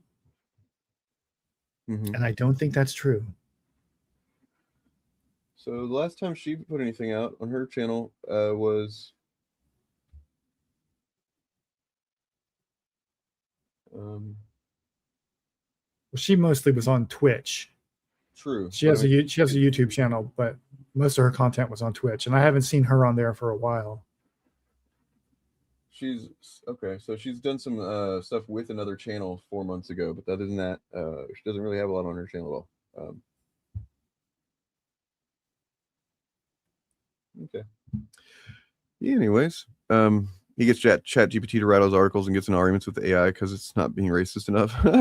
I think I saw something about that. That's pretty funny. Well, then he needs to be using Grok. No kidding. Yeah, use the racist one, man. Been a Minute, anybody's familiar with his channel, he's pretty great.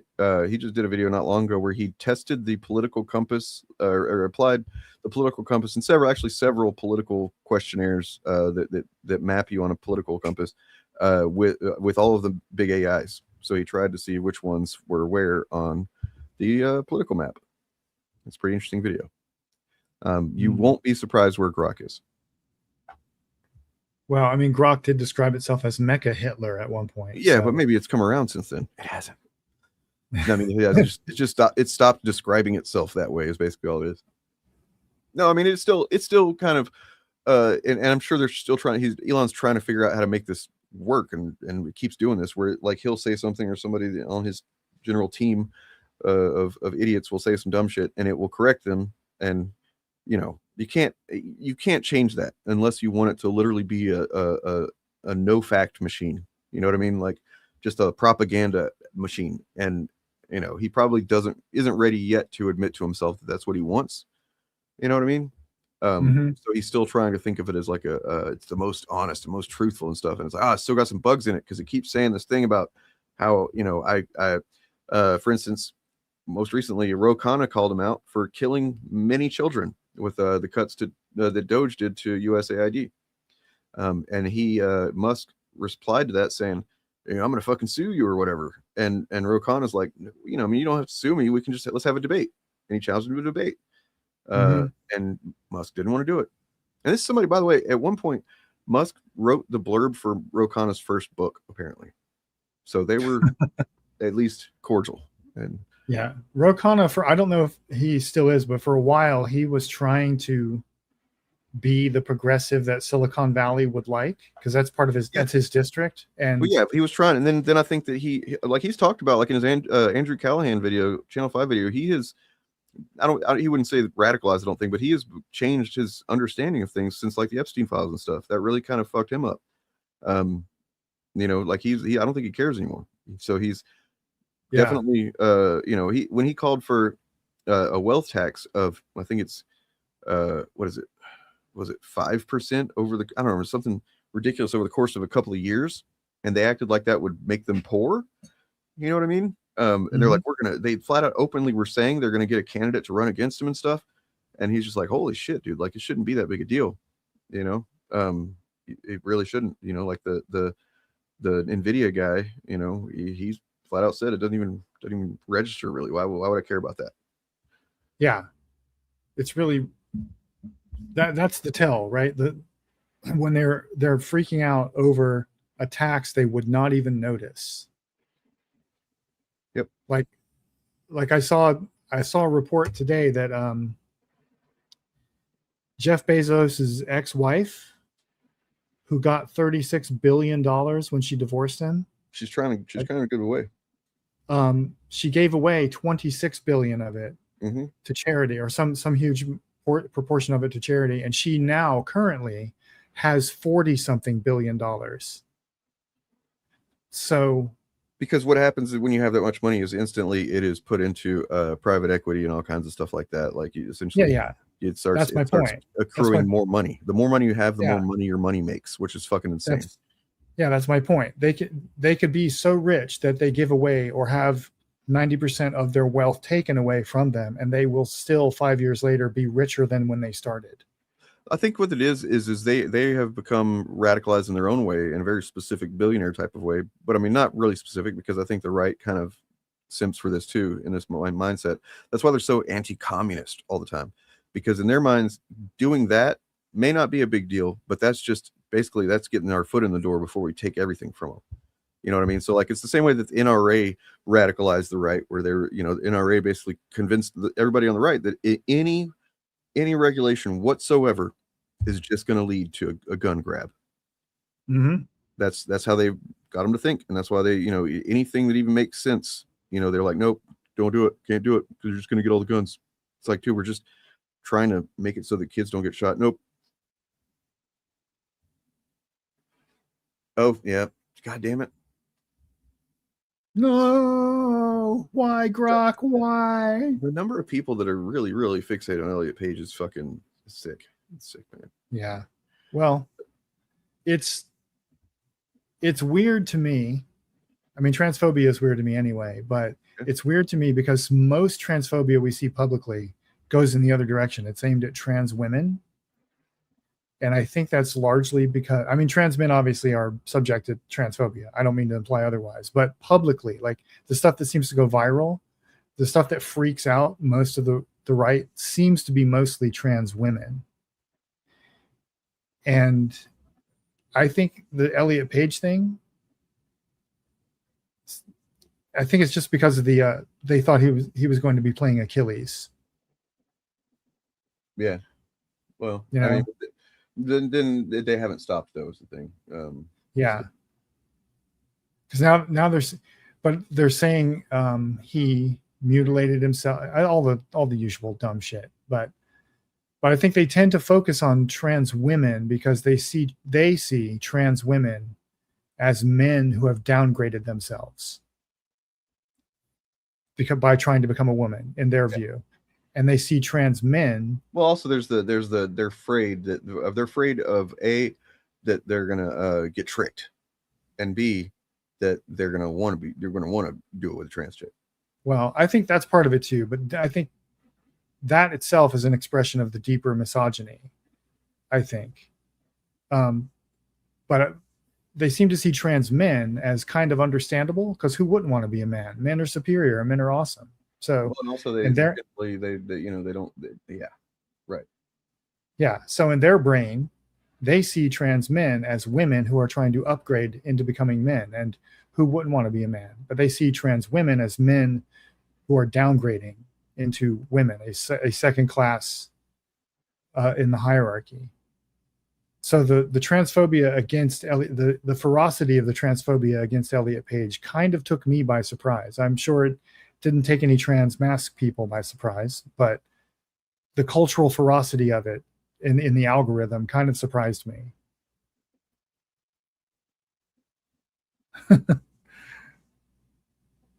Excellent point here, Philly dude. More importantly, I mean, we now know that Elliot Page is not playing Achilles. We now know that for sure. But Achilles did live convincingly as a woman in the court of Lycomedes for years before Odysseus came and found him. Everyone thought Achilles was a woman. And I had the director, why can't I remember his name? The fucking director of the Odyssey. What is his goddamn name? It's slipping my mind. Christopher Nolan. Yes. If he had the balls to actually cast Elliot Page as Achilles, that would be a really cool Easter egg. That's what I thought was happening when I was also wondering whether Elliot was playing Achilles. I thought, did they just do an Easter egg to like an obscure bit of Achilles lore and they're just like trolling everybody? But no, we weren't so lucky. Oh boy.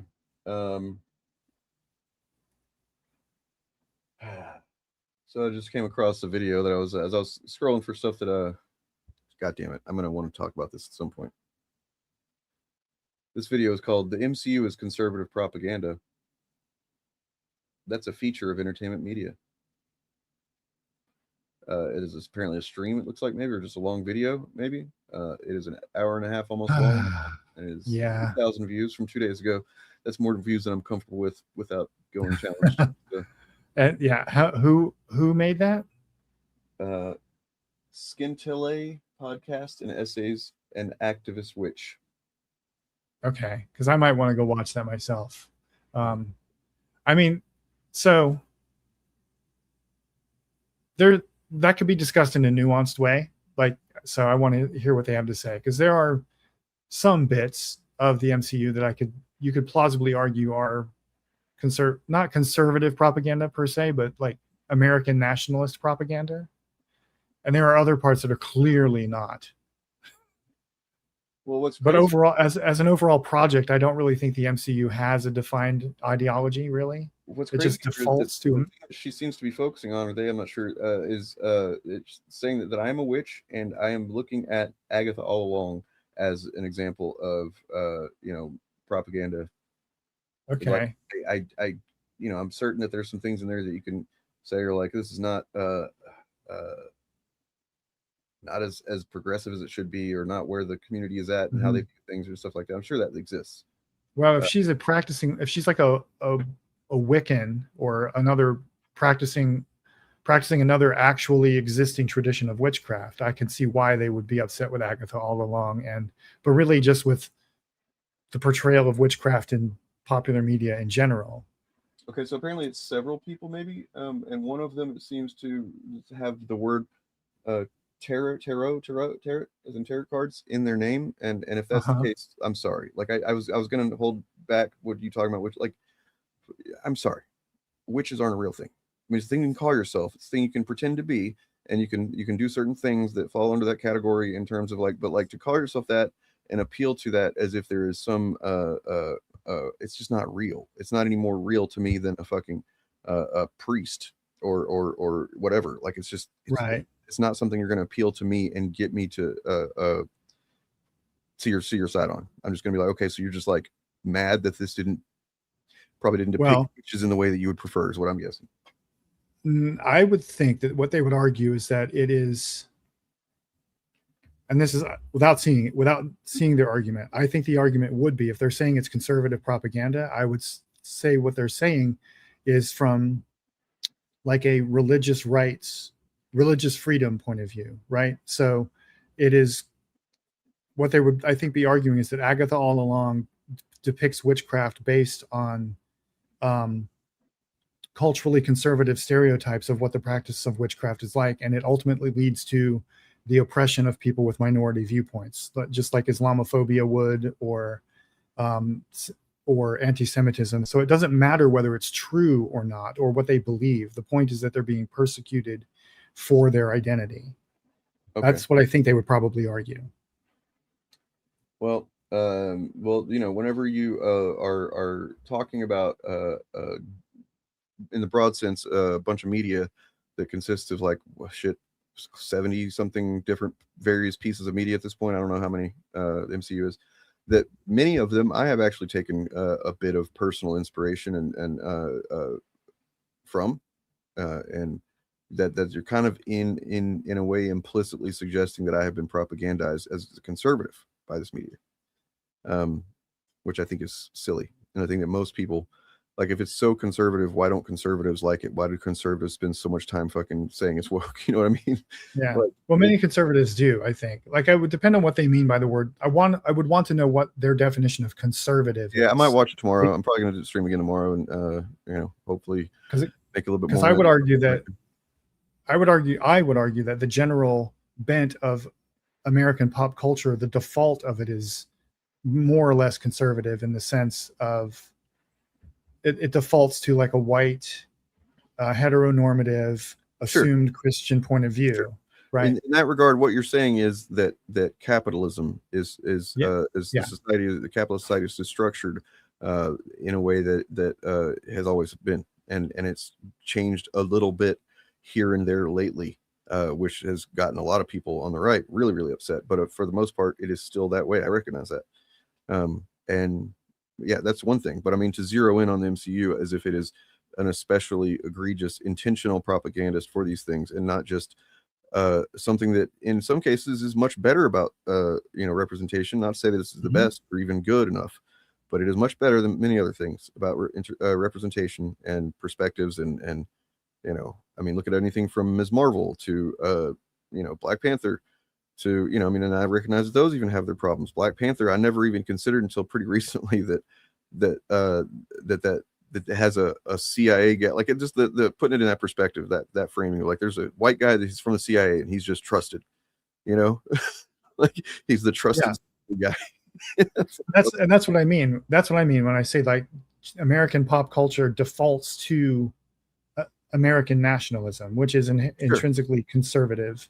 That's what I'm talking about. And I would say that but at least the framing of it from what I'm seeing here is that it is done intentionally to propagandize, when in fact I would argue that that's probably more likely, at least on the executive studio of Kevin Feige level, like it's it's probably done in a somewhat kind of racist way of like, well, we need to have a white guy that's also somebody that in the movie, but like I don't know, it's more about audiences, I would say, and gaining butts and seats than it is necessarily intentionally propagandizing. But maybe I'm wrong there. Maybe I'll find out I'm wrong. I've been wrong about a few things. Maybe I would also point out, or I would also argue that propaganda does not have to be intentional, because and I also, for the record, consider propaganda to be a neutral thing. It is just a technology. I was talking to my son about that today because I consider it as well. I think most people tend to see it as just always bad and trying to convince you of something bad, and that's the one you need to be most aware of. But I think that propaganda can be pretty good too.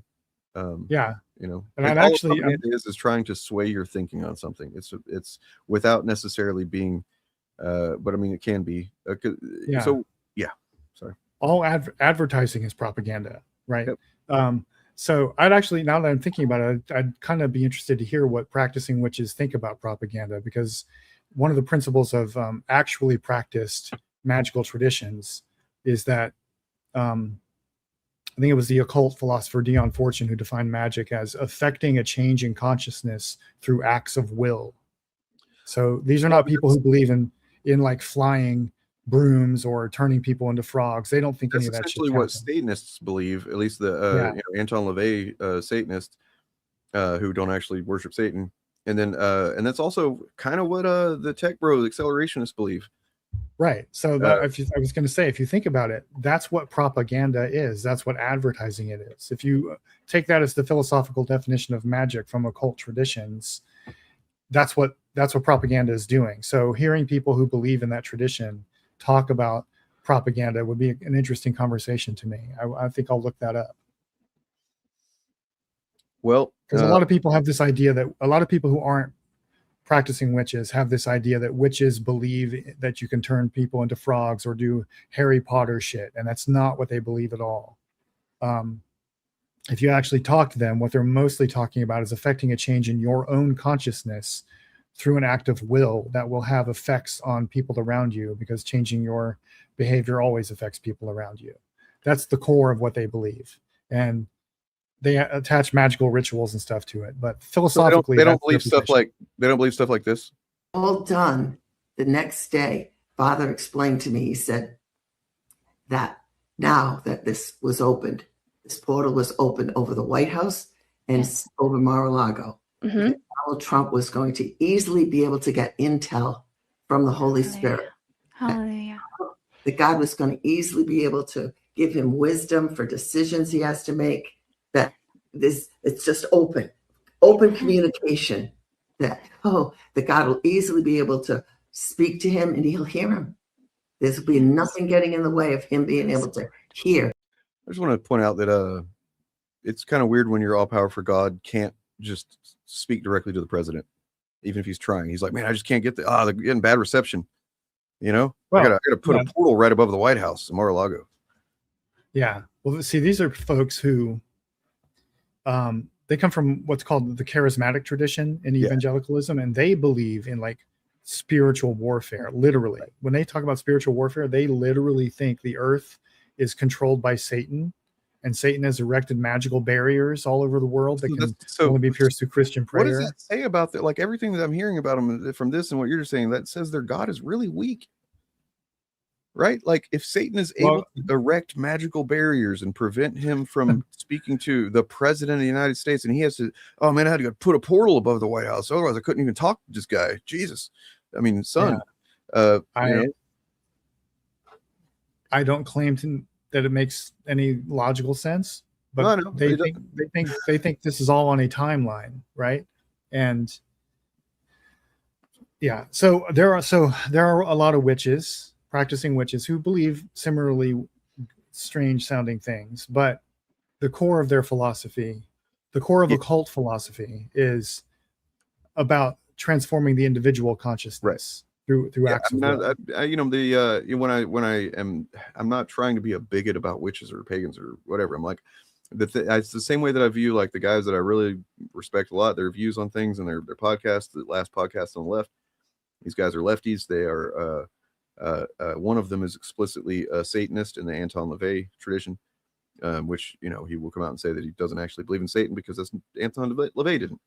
It's about that type of thing, the type of dark magic or satanic rituals that LaVey did were, explicitly, or at least he told people eventually, or would tell some people, I suppose, that they are not about anything other than just performing a ritual to get people in the same frame of mind, kind of thing.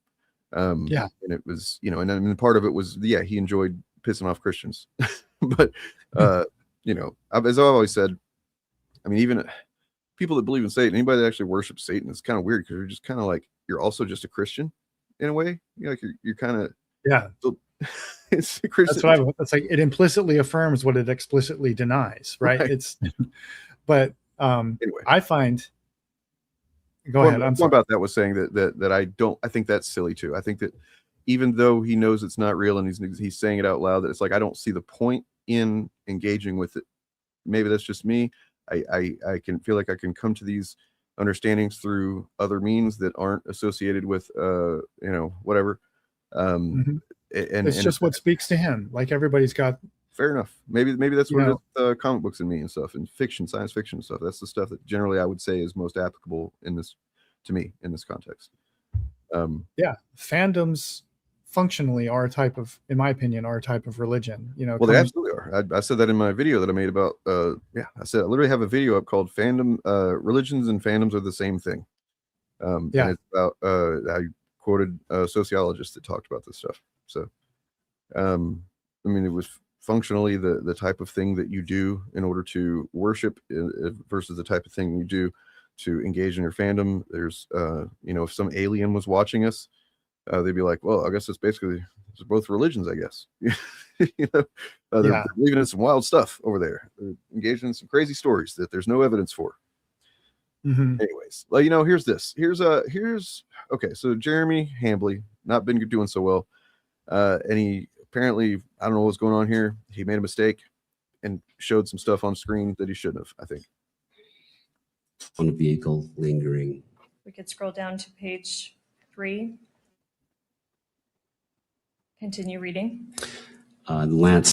So he doesn't realize right at first that he's showing these labels for his coffee drop ship, and he says it's not drop ship. That's part of the thing that we learn here.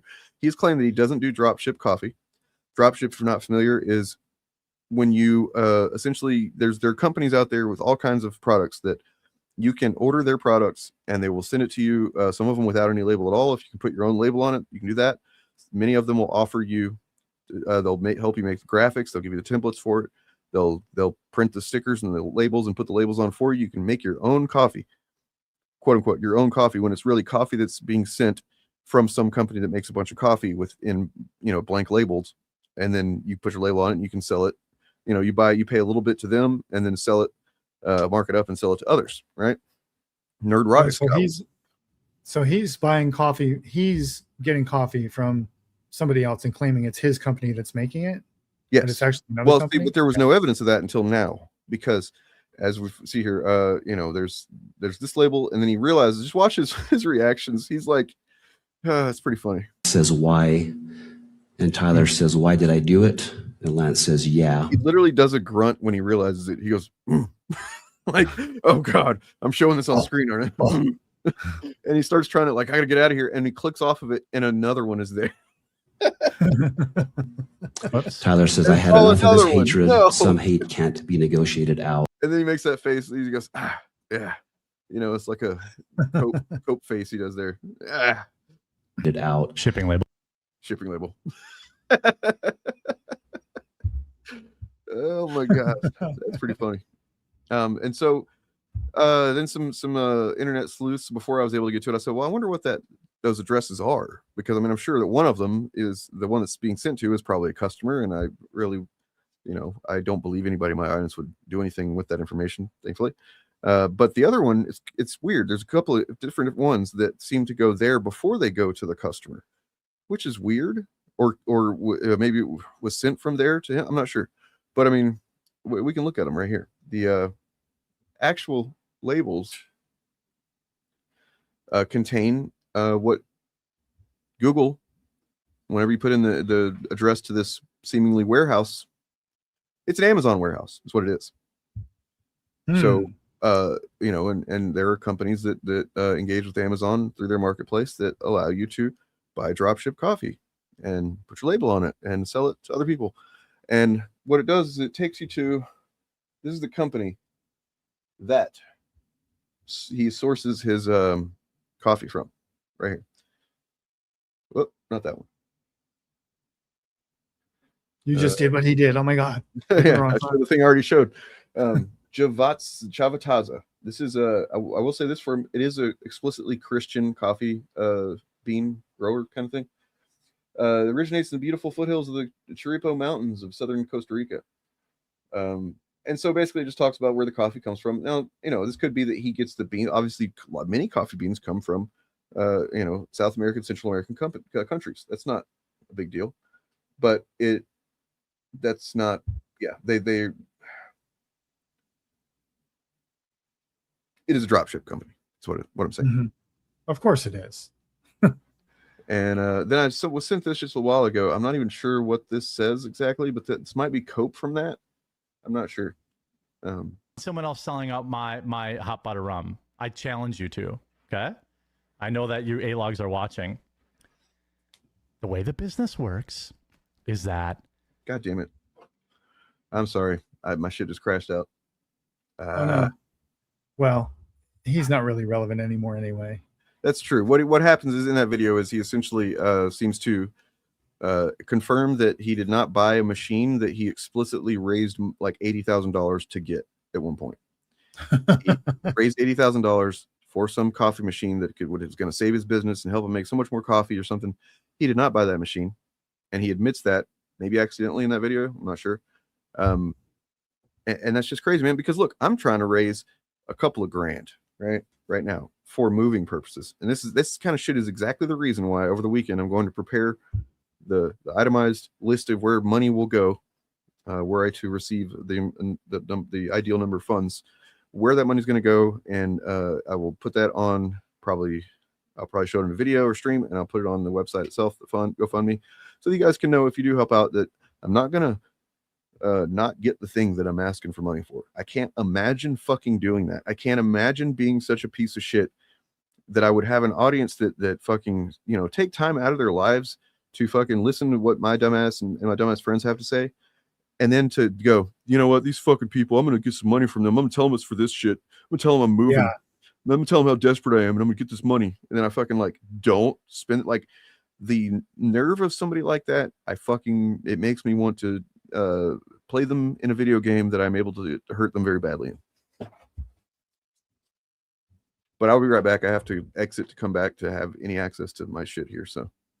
Oh, okay. Oh, wait, you're a thing on here now, right? A thing? Yeah, you know, you're one of the you're part of the team in StreamYard, right? Yes. Okay, I can show things that are on stage. I don't know let's see what you got queued up here. Well, also, I just remember too that even if you weren't, 5 minutes can go by before I have to come back. But still, yeah, go for it. Have fun. I'll be right back. Okay. Geez. No pressure. Hello, everyone. By the way, none of the videos that you see in the bottom part can be shown right now. That's the problem. You know what? I can add some stuff before I exit and come back. Don't worry about it. We'll talk about the critical drinker some more. I'll see if I can share something. I don't know. Maybe I'll share a video of my new crush, the Swoletariat Muscle Mommy on Instagram, who shames Pete Hegseth. Here, you can show this. I just uploaded a thing there. It says SSS Twitter down there if you want to show that. I'll be right back. Okay. All right, let's see what this is. I agree with you. Fraud is bad. Doesn't matter what they do. How you doing, Nick? Fraud is bad, right? Doesn't matter what the color of your skin is. Doesn't matter where you are. But I've never heard you once. Oops. I guess we couldn't do that. Everything. So for those of you who aren't on behind the scenes, everything that Dane said I could share just disappeared, including that video that he staged for us. I recognize that would happen. God damn it. That's okay. Hello. Am I audible? Hello. As soon as I clicked out, I was like, wait a second, that's going to stop showing the video. What was I thinking? I fucking hate it. So what it is this YouTuber guy. I've seen him around a lot. His last name is Shapiro, no relation. But he is a lefty that does debates with chuds and stuff, and it's, you know, not really my kind of content anymore. But he does do a pretty good job. I will say that. And this is him having gone to a public talk, I guess, that the genius Nick Shirley was having. You know, you remember Nick Shirley, right? Is he? I remember the name. Remind me why he's famous. Well, for one thing, he couldn't say what was the word he couldn't say? Now I'm forgetting what word it was. But no, he's the one that exposed the fraud of the daycares in Minnesota. Right. It's his fault almost directly, but kind of indirectly, that, you know, there's a few dead people that were killed by ICE agents during their occupation of Minneapolis. It's because he's the one that fucking either intentionally or not became propagandist for the Trump regime, and, you know, basically called attention to fraud that had already been litigated, or in some cases was still in the process of being litigated, and acted as if that was ongoing. And he's the guy that showed up to daycares, and because they wouldn't open the door to during, you know, business hours. That's who I thought he was. I'm glad to have that confirmed. To let him and his cameraman in, because they didn't want to let him in, that was somehow proof there were no children there. Right, because letting strange people with cameras into the daycare is a thing that happens. Yeah. They're totally going to go for that. So here's this Shapiro guy, Josh Shapiro, I think is his name, went to visit him and got up to the podium to, you know, ask a question. We've had an AmFest. I agree with you. Fraud is bad. Doesn't matter what they do. How you doing, Nick? Fraud is bad, right? Doesn't matter what the color of your skin is. Doesn't matter where you are. But I've never heard you once call out Donald Trump's 70 pardons of billions of dollars of people who committed fraud. Never once. Those people don't have to pay back any restitution. Why have you never even mentioned that, let alone investigated it? Well, I think fraud's obviously bad. I don't agree with those parties as well. And I've never heard you talk about them. Well, because I'm not making videos on that. Billions of dollars, not millions, billions, man. Billions.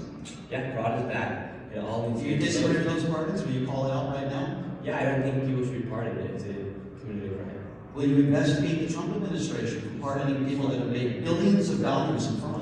Well, when you talk about some of this stuff, you're angry at people for getting rich.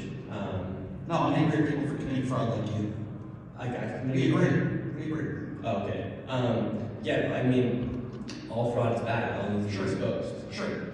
Billions of dollars by the Trump administration. And, for example? The 70 pardons in Vietnam. You asked me a question.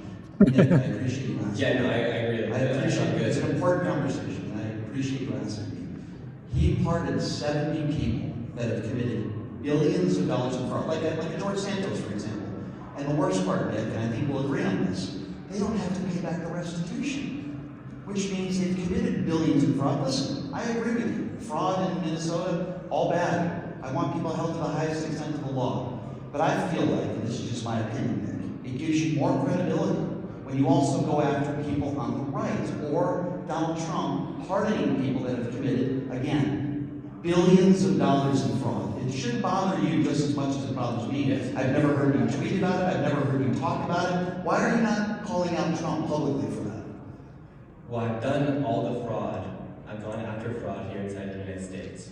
I've gone and made these documentaries showcasing the fraud. What more would you like me to do? I'm not a cop. I'm not here to investigate each and every single case of fraud. What a cop out, dude. Wow. What did he say? He said, I'm not a cop. Oh, right. So- yeah. Literal cop Yeah. out. Jesus Christ. See, like, I genuinely think this guy, Nick Shirley, Mhm. he doesn't know that that's true. Like, this is a person who's too dumb to know that Trump has committed fraud and pardoned people that committed fraud. He doesn't know that happened.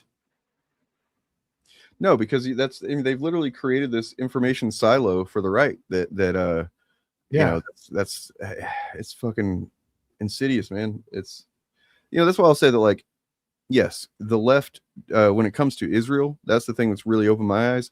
It is something that both sides do. That is a fact.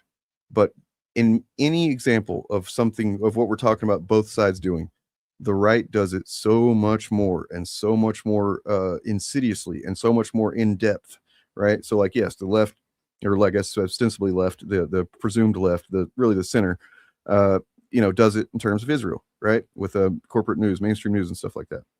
Yeah. That's but then, like, you know, they generally, you know, even some of the corporate news has a couple of people that do shows on there where they do talk about certain things that kind of exist a little bit outside of the establishment narrative here and there. You know what I mean? And that's generally in terms of like what's his name? The guy that always quotes rap songs. He's pretty good. I forget his name. Fuck. He's always quoting a rap song. It's crazy. He's like this middle-aged white guy on Ms. Now. I don't know who you're talking about. Well, whatever. He's pretty good. There's a white guy on MS Now who quotes rap songs. Yes. He's like a really, you know, seemingly. Is he one of their hosts? Does he have Yes. his own show? Yes. Wow. Somebody knows who I'm Okay. talking about. Somebody knows. I don't know. Somebody knows.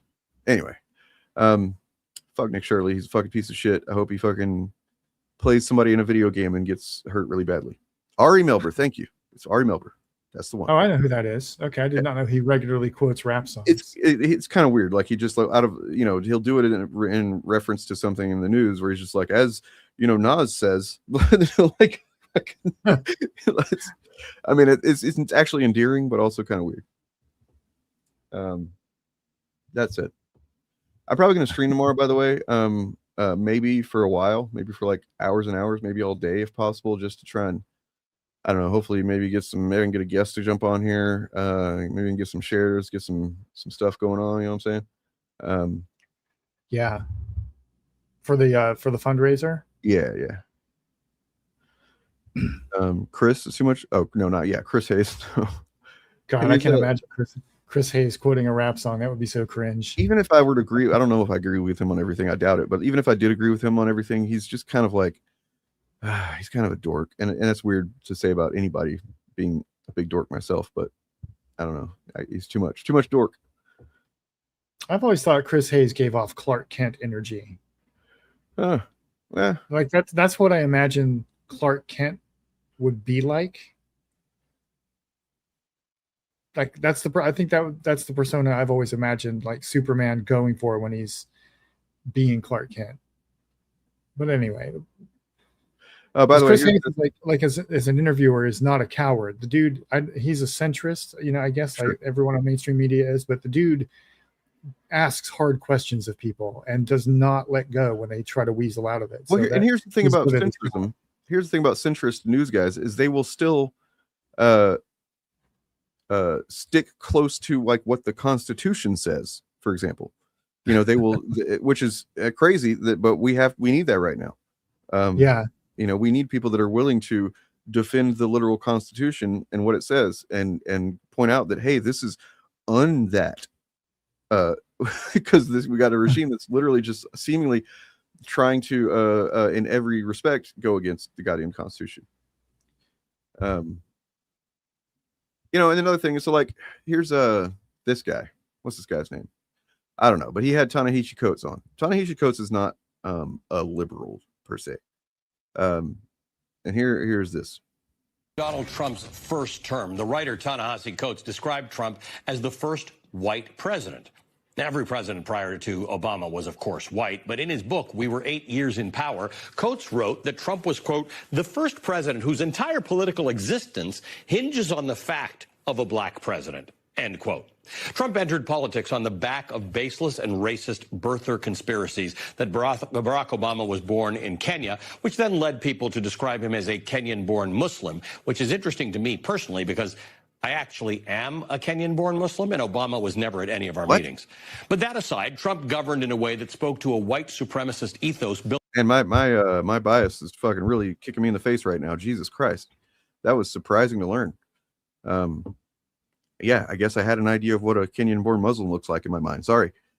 So, what is this guy's name? This is not Ari Melber. This is Ali Velshi. Ali Velshi. Very smart, but not. Yeah. On a resentment of Barack Obama and everything that he accomplished and represented. It marked the beginning of a racist backsliding that Coates explicitly compares to redemption, which is the period beginning in the late 1860s when post-Civil War Reconstruction was halted by former Confederates and their sympathizers. They reclaimed power for the forces of white supremacy through racial terror, through disenfranchisement, and through gerrymandering. Sound familiar? In fact, the title of the book, We Were 8 Years in Power, refers not to the 8 years of Obama's term, but to a phrase used by Reconstruction era black politicians as they more... See, so that's actually very much an era of history I know virtually nothing about. I didn't even know that was a thing until probably within the last 5 years, that post, Civil War, that there was a period where there were black Congress people. And stuff like that. And yeah, I was like, holy shit, that's just one of those things that they as in white people don't want you to learn. White supremacists, white people, yes, white the loss of the advances that they had so briefly gained. So I might actually get this book now that I know it's about that. That's pretty clever calling it, because I totally thought he was talking about that the title referenced Obama. That's pretty fucking cool. That's what I would have thought too, but Coates, I don't know if you've ever read anything by Coates, but he is just as comics, just as Black Panther and Captain America comics. Yeah. So just at the level of craft, he is a great writer. It doesn't even matter what he's trying to say or what argument he's making. It's just he's one of those people. It's just a pleasure to read his prose because of the way it flows. So I mean, I haven't read his nonfiction stuff, but it definitely, the Black Panther and Captain America that I've read was phenomenal. Like you can tell that and I think it might have been maybe the Black Panther was his first comics that he'd written, potentially. Didn't matter, still fucking excellent. I think that was the ones he wrote, the era when Wakanda went and he kind of had a space empire too. Anyway. Since Trump has returned to office, the parallels to redemption are increasingly unmistakable. Trump's second term, thus far, has taken on an even more unrestrained tenor that makes the first one look conventional by comparison. And the politics of white backlash has gone from subtext to primary message, not just for Trump, but for the GOP writ large. The Supreme Court has demolished what was left of the Voting Rights Act, and one Republican-led southern state after another is redrawing the congressional districts to erase the political power of black people. Writing for Mother Jones. Yeah, Preston Poulter. That's that's the one of a handful of things that I really regret in my YouTube time is trying to thinking that I kind of, that was the enemy of my enemy is my friend kind of thing. I didn't think he was my friend, but I thought that I could gain something beneficial about Comicsgate and EBS because I knew this guy was against them and had been targeted by them, and I started learning then that there was a lot more weirdly nuance to the inner workings of Comicsgate and the different factions that had already begun by the time I started covering the shit. The journalist Garrison Hayes writes that his colleague. I was just going to say, how did that work out for those two compared to Ta-Nehisi Coates? I mean, he started out above them, and he's still above them in terms of in every measurable way. Like, I think that he makes more money. He makes far better everything. I mean, his comics are something I would pay for. And I saw this listed an interview with him. I was like, oh, I want to hear what he has to say. I actually actively avoid hearing what those other guys have to say. But yeah, he didn't turn him into Jordan Peterson. He just used things Jordan Peterson had said as dialogue for the Red Skull, who was in the context of the story recruiting new fascist young men, and he was talking about the sort of manhood and all this stuff that was literally quotes of manhood. Yeah. Ari Berman, who covers voting rights, told him, quote, "We could see the largest drop in black representation since the end of Reconstruction." It was 88 years from 1877, beginning of the redemption, to 1966. From the redemption to the end of Reconstruction to the voting of the passage of the Voting Rights Act. We're a decade into the Trump era. And as the midterm elections loom, Americans who cherish democracy are wondering how to ensure that this new redemption does not last as long as the first. Joining me now is the award-winning author and journalist Ta-Nehisi Coates. He's a senior staff writer at Vanity Fair. He's the author of several important books, including the aforementioned We Were 8 Years in Power. Ta-Nehisi, great to see you again. Thank you for being with us. Thank you. I'm sorry for doing this from a hotel room. Sorry, guys. It's always my pleasure to have you on wherever you're coming to us from. You saw Donald Trump and his iteration of the GOP for what it has actually turned out to be earlier than a lot of people did. What currents are you seeing now? Because I don't really want to be talking. I guess I have that in common with Ta-Nehisi Coates. I was calling his mother a fascist from the day he was inaugurated the first time. Yeah, that's one of the reasons I got off Facebook. I was like, the backlash I saw from just saying that I think he's a fascist and it's going to go badly. Talking to you in 9 years about what we missed now. What should we be seeing now that we might be missing? I have to say, one of the things I've actually been encouraged by is the actual resistance to it, and what is happening on the left.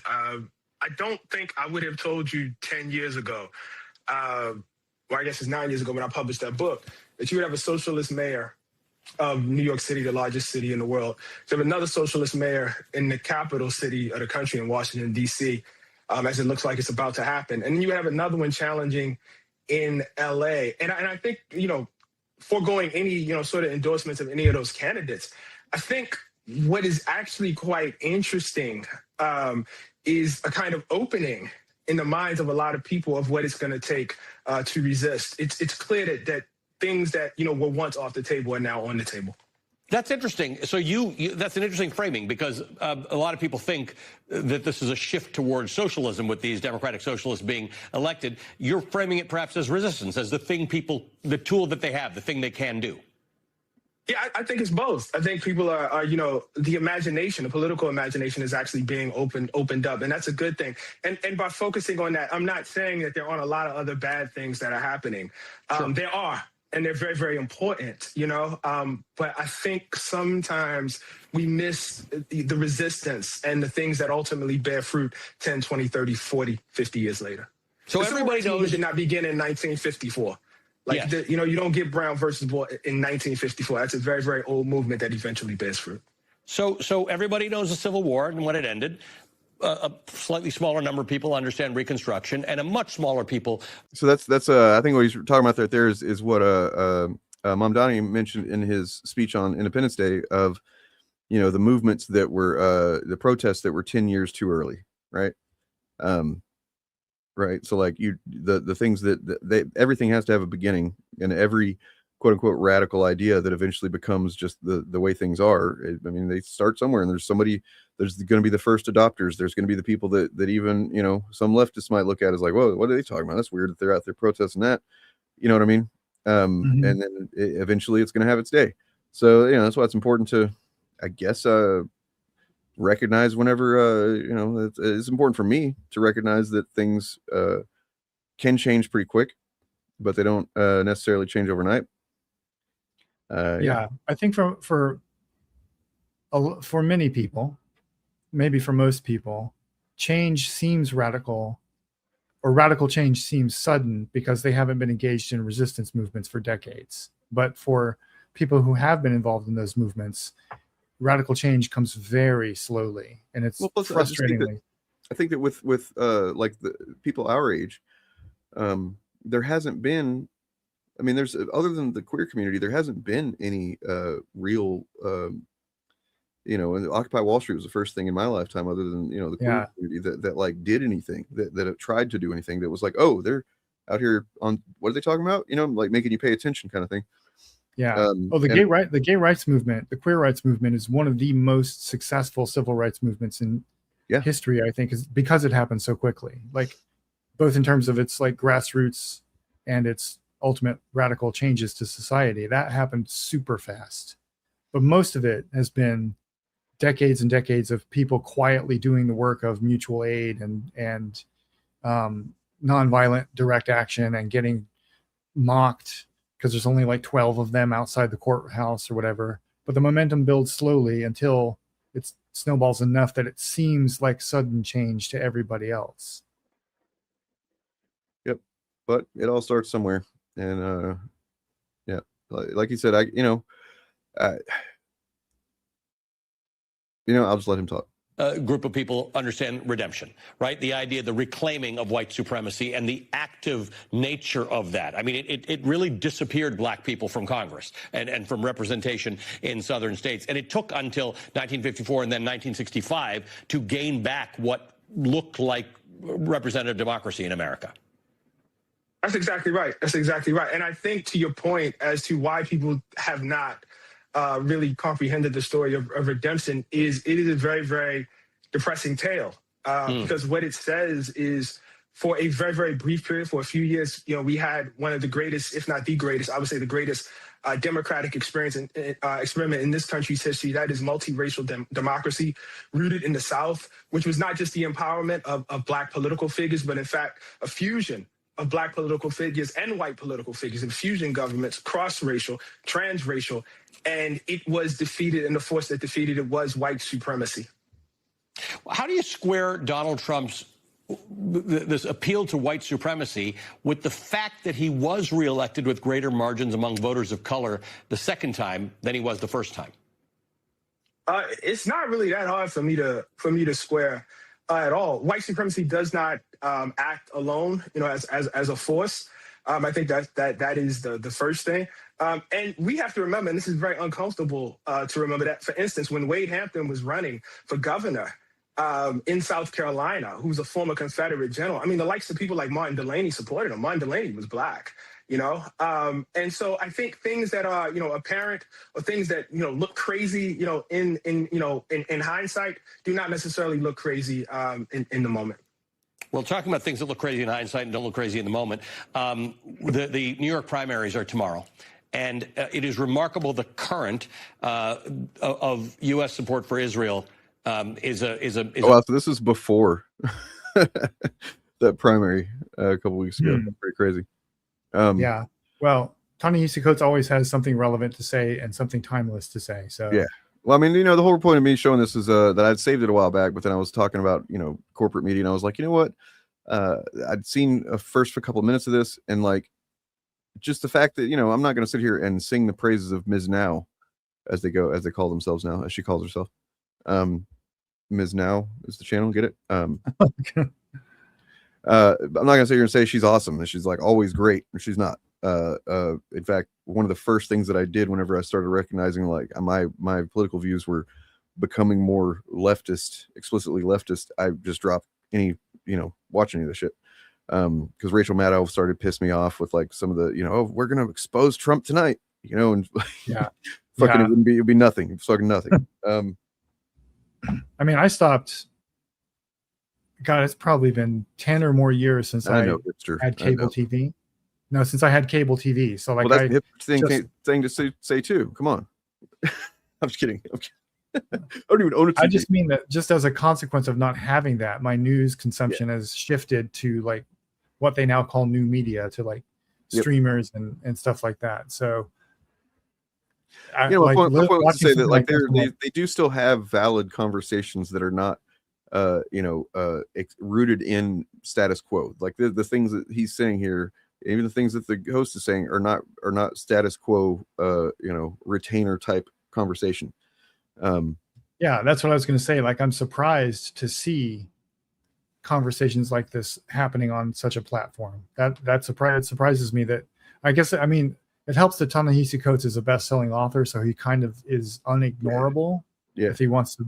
But when I was back in Florida handling my mom's estate, I had a lot of free time watching her satellite TV and watching a lot of Ms. Now and being like shocked at like seeing Palestinian voices represented at all on that. I think it took them a while, but yeah, like, and they still aren't the best. I mean, really nothing is giving them the representation that they deserve and need. But like, yeah, it's at a certain point, that's how change happens. It has to happen. It has to happen where you infiltrate the consciousness of corporate media as well as anything else. And that's why Fox News exists, because Fox News exists to go, Black Lives Matter is starting to gain traction because of what's happened and here and the shootings here and here. We have to push back against that. That's what Fox News basically is. They exist to do that, to create the counter narrative that otherwise would very organically, for the most part, kind of take root via even corporate media, via CNN. If it wasn't for Fox News, they may not be as progressive as we'd want them to be, but CNN, MS Now, would be the things that are showing people like these stuff that, and that Fox News didn't exist, they wouldn't have, or I guess now all of the, independent media or independent propagandists that exist, right? Without those, people would just see things that make sense as something that needs to change, for the most part. There'd be bigots, but they wouldn't be as emboldened. They wouldn't have the narratives established for them. They wouldn't feel like that their narratives are so true and stuff. They wouldn't be as emboldened. That's really what it is. You would have people that go, oh, trans people are just like regular people. That I understand that now. Okay, I mean, maybe I don't get it, but like, she seemed like a nice person. So like, okay, trans people, but not a big deal. Right? Or I guess that makes a lot of sense. That Black people, they do have different experiences, and we should be considerate of that, and we should maybe make some changes to how things are done. I think that would probably be the way things go, without these fucking right-wing propaganda. So whenever people lump this corporate media in with Fox News as if they're equally as evil, I just don't see that. I mean, it can be, especially whenever you're denying genocides and shit. That's pretty fucking evil. But like, I think that what happens is that something like the Israel thing being a big deal, that it really matters a lot, that for at least for a long time, CNN and Ms. Now were not really covering in the way that needed to be covered or at all. That gets seen as because of one area that they're not as lefty as most lefties would like, that they kind of just get written off as being corporate media that's just, in some people's minds, just as bad as like Fox News or something. And I just don't think that's the case. Well, we should be clear, the reason that MS Now is covering Palestine sympathetically at all is because of grassroots pressure from below. Yes. It is becoming unignorable and It's crazy, man. Like, unfuckwithable. It is crazy.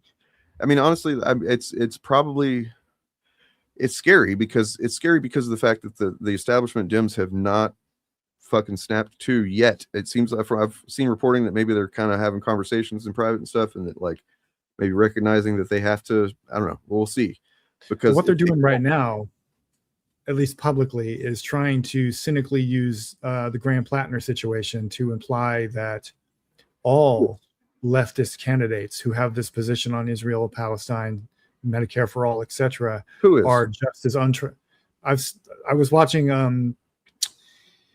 I cannot remember the person's name that they were talking about, but on the Majority Report today, they went through several clips of people on panel shows on like MS Now and CNN and stuff who are, how they'll bring on somebody who is a consultant for the Democratic Party, and they won't tell them, they won't disclose that this person is like a paid consultant or whatever. And several of those types of people, like the Democratic consultant class people, were on these panel shows today and yesterday, talking not about Graham Plattner as a shitty person, but saying that like the people who ran Graham Plattner's campaign, there's a guy who worked on Plattner's campaign who also worked for Mamdani and is working for Abdul al-Sayed and a couple of other people, and talking about that guy as if he's the problem. So they're cynically using the Graham Plattner situation to try and discredit the entire left flank. Yeah, fuck that, man. Yeah, that's pretty fucking shitty. I mean, that's consultants, right? Those are going to do what they're going to do. I suppose. I don't know who their boss is. Are the bosses of consultants the politicians or not?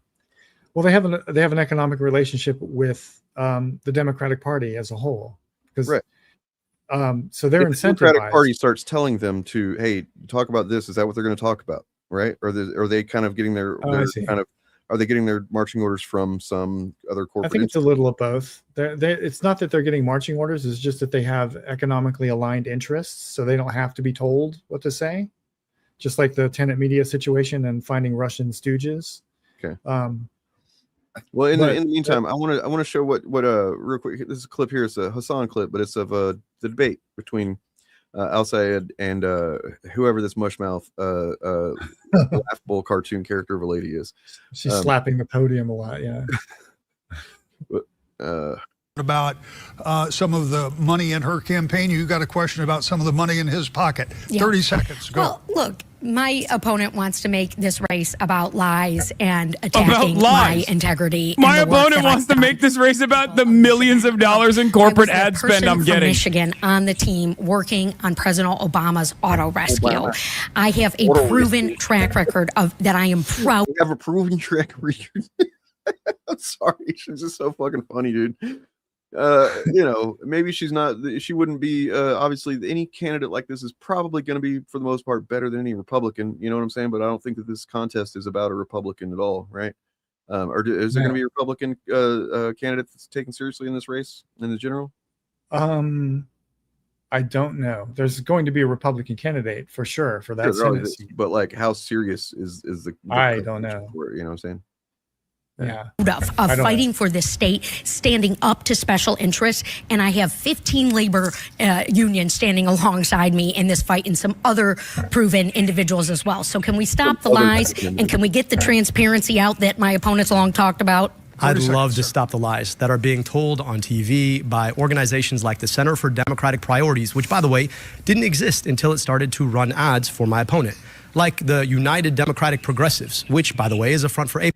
Like Center Forward, which bought airline tickets for my opponent, for her mother and herself to go to Portugal. I don't know what they talked about. I don't know what they did. So if we want to talk about lies, I think it's really important for us to understand who's paying for them and what was said on the back end to allow them to be told. Because $40 million, it doesn't come for free. So is the GOP... I'm glad we got that all cleared up. So...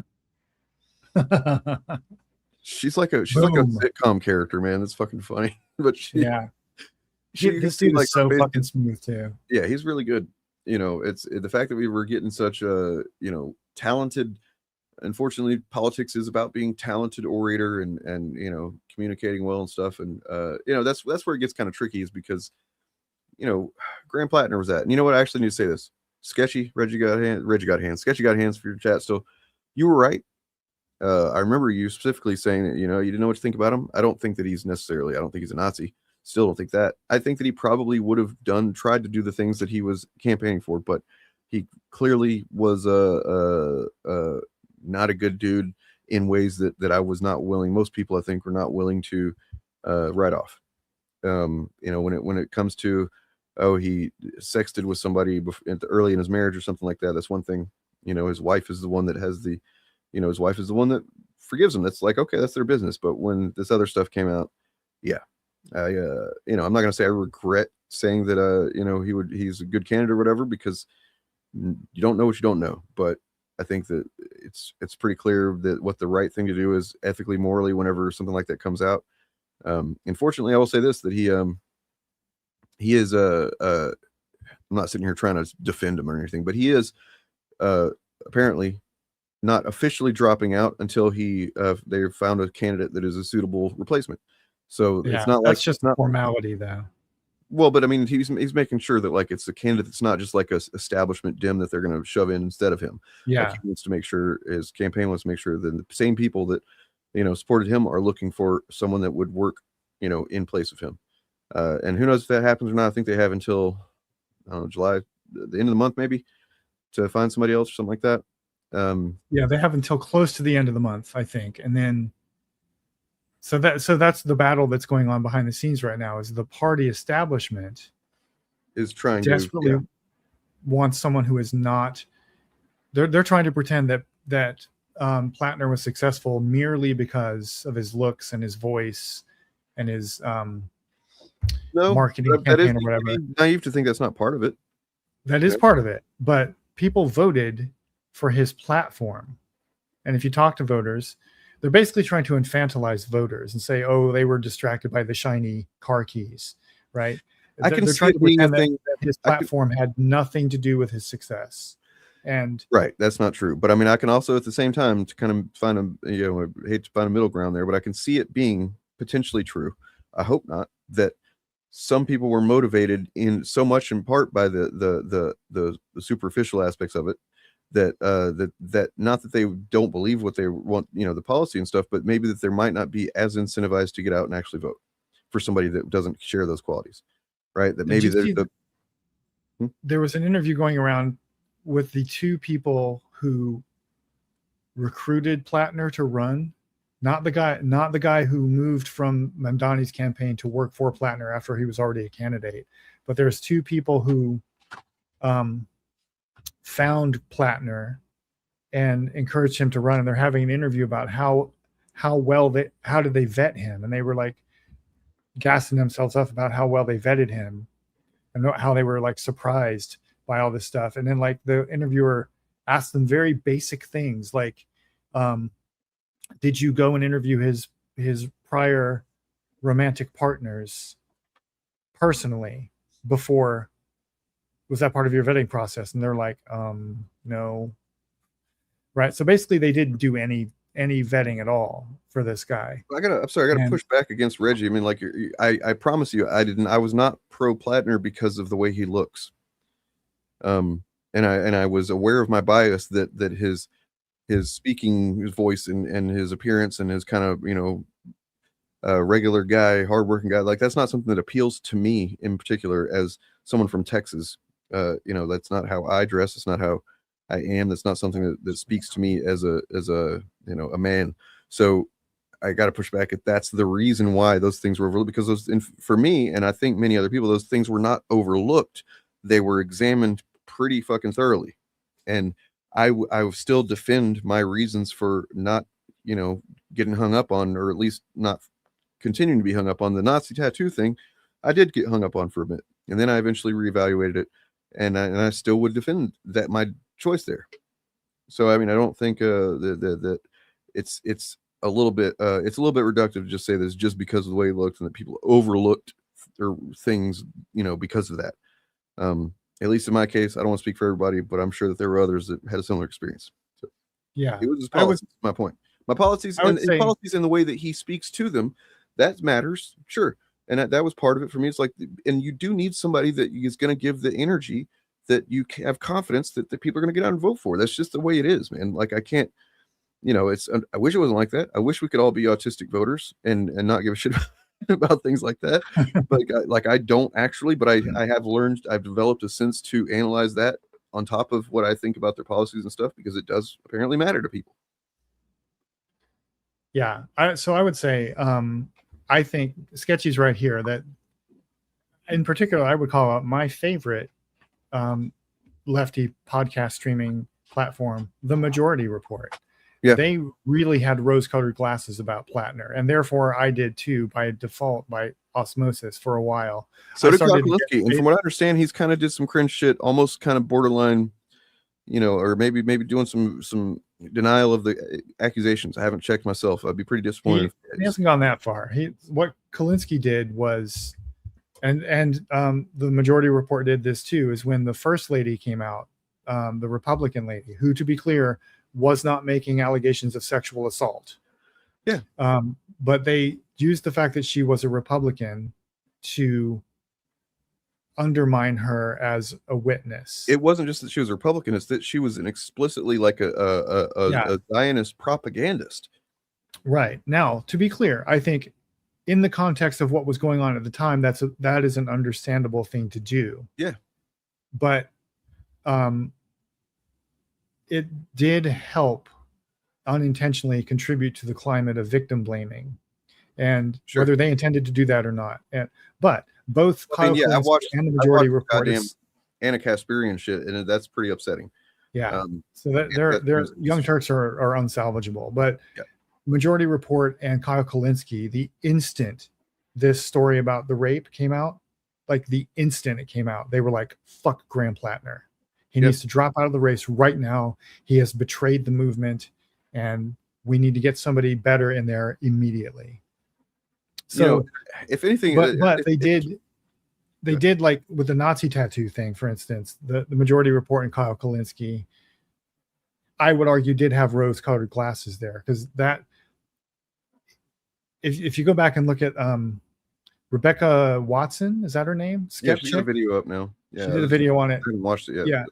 We're demonstrating 7 months ago. She did a video about the Nazi tattoo thing, demonstrating that Plattner was clearly lying when he claimed that he did not know what the Totenkopf tattoo was years before he ran for Senate. And she gives all the receipts for it, and nobody, or Majority Report and Kyle Kulinski just ignored all of that evidence.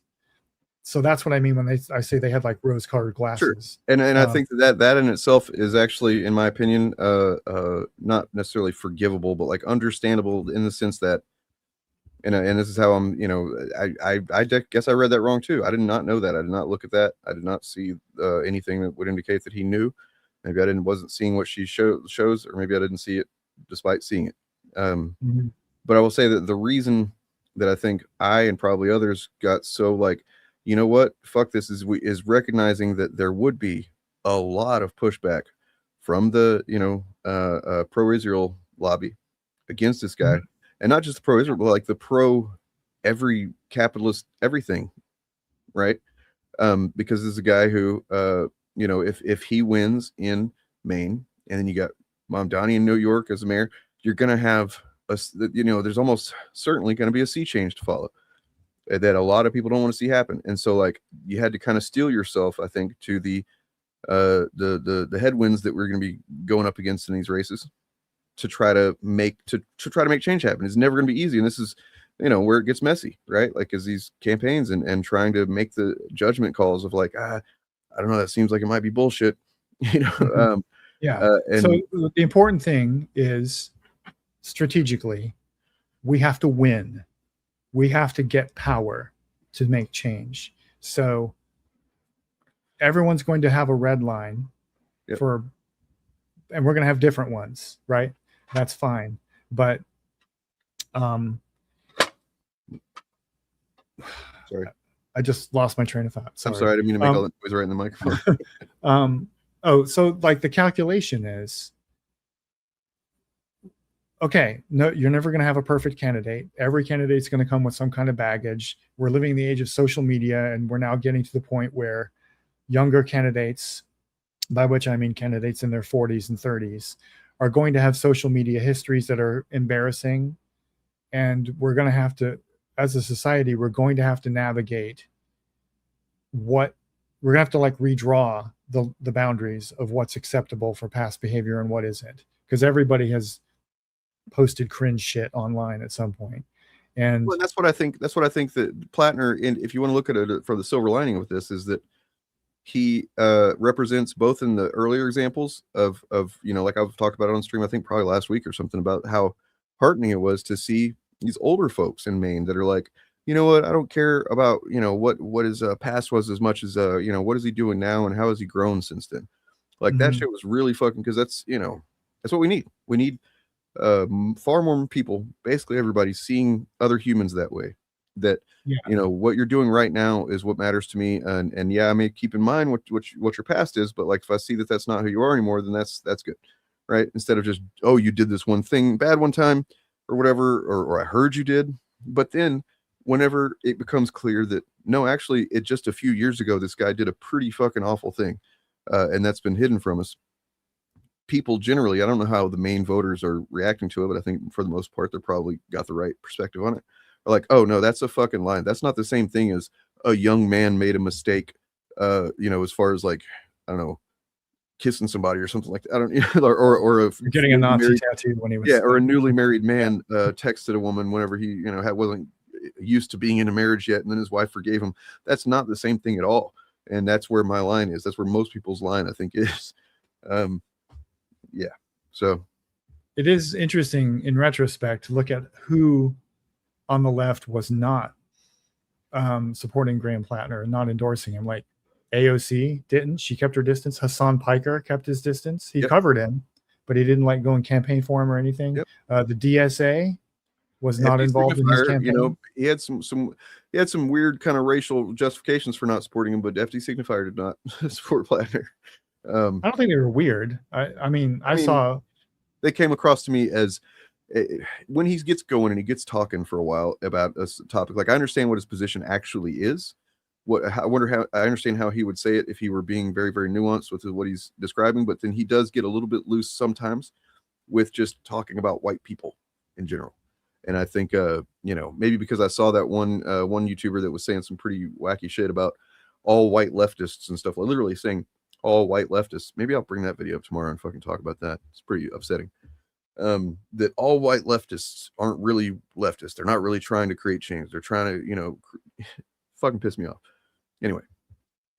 Well, I mean, this should be, the Plattner thing should be a moment of reflection for white leftists and for male leftists, because it wasn't universal, but there were plenty of people of color and plenty of women on the left that saying don't trust this guy, and based on their lived experience with white leftist men, and saying here are the red flags that are setting off our spidey senses. Well, and I can admit here now in hindsight, I can admit to myself and to you guys that I kind of somewhat consciously did with it when it came to the tattoo thing.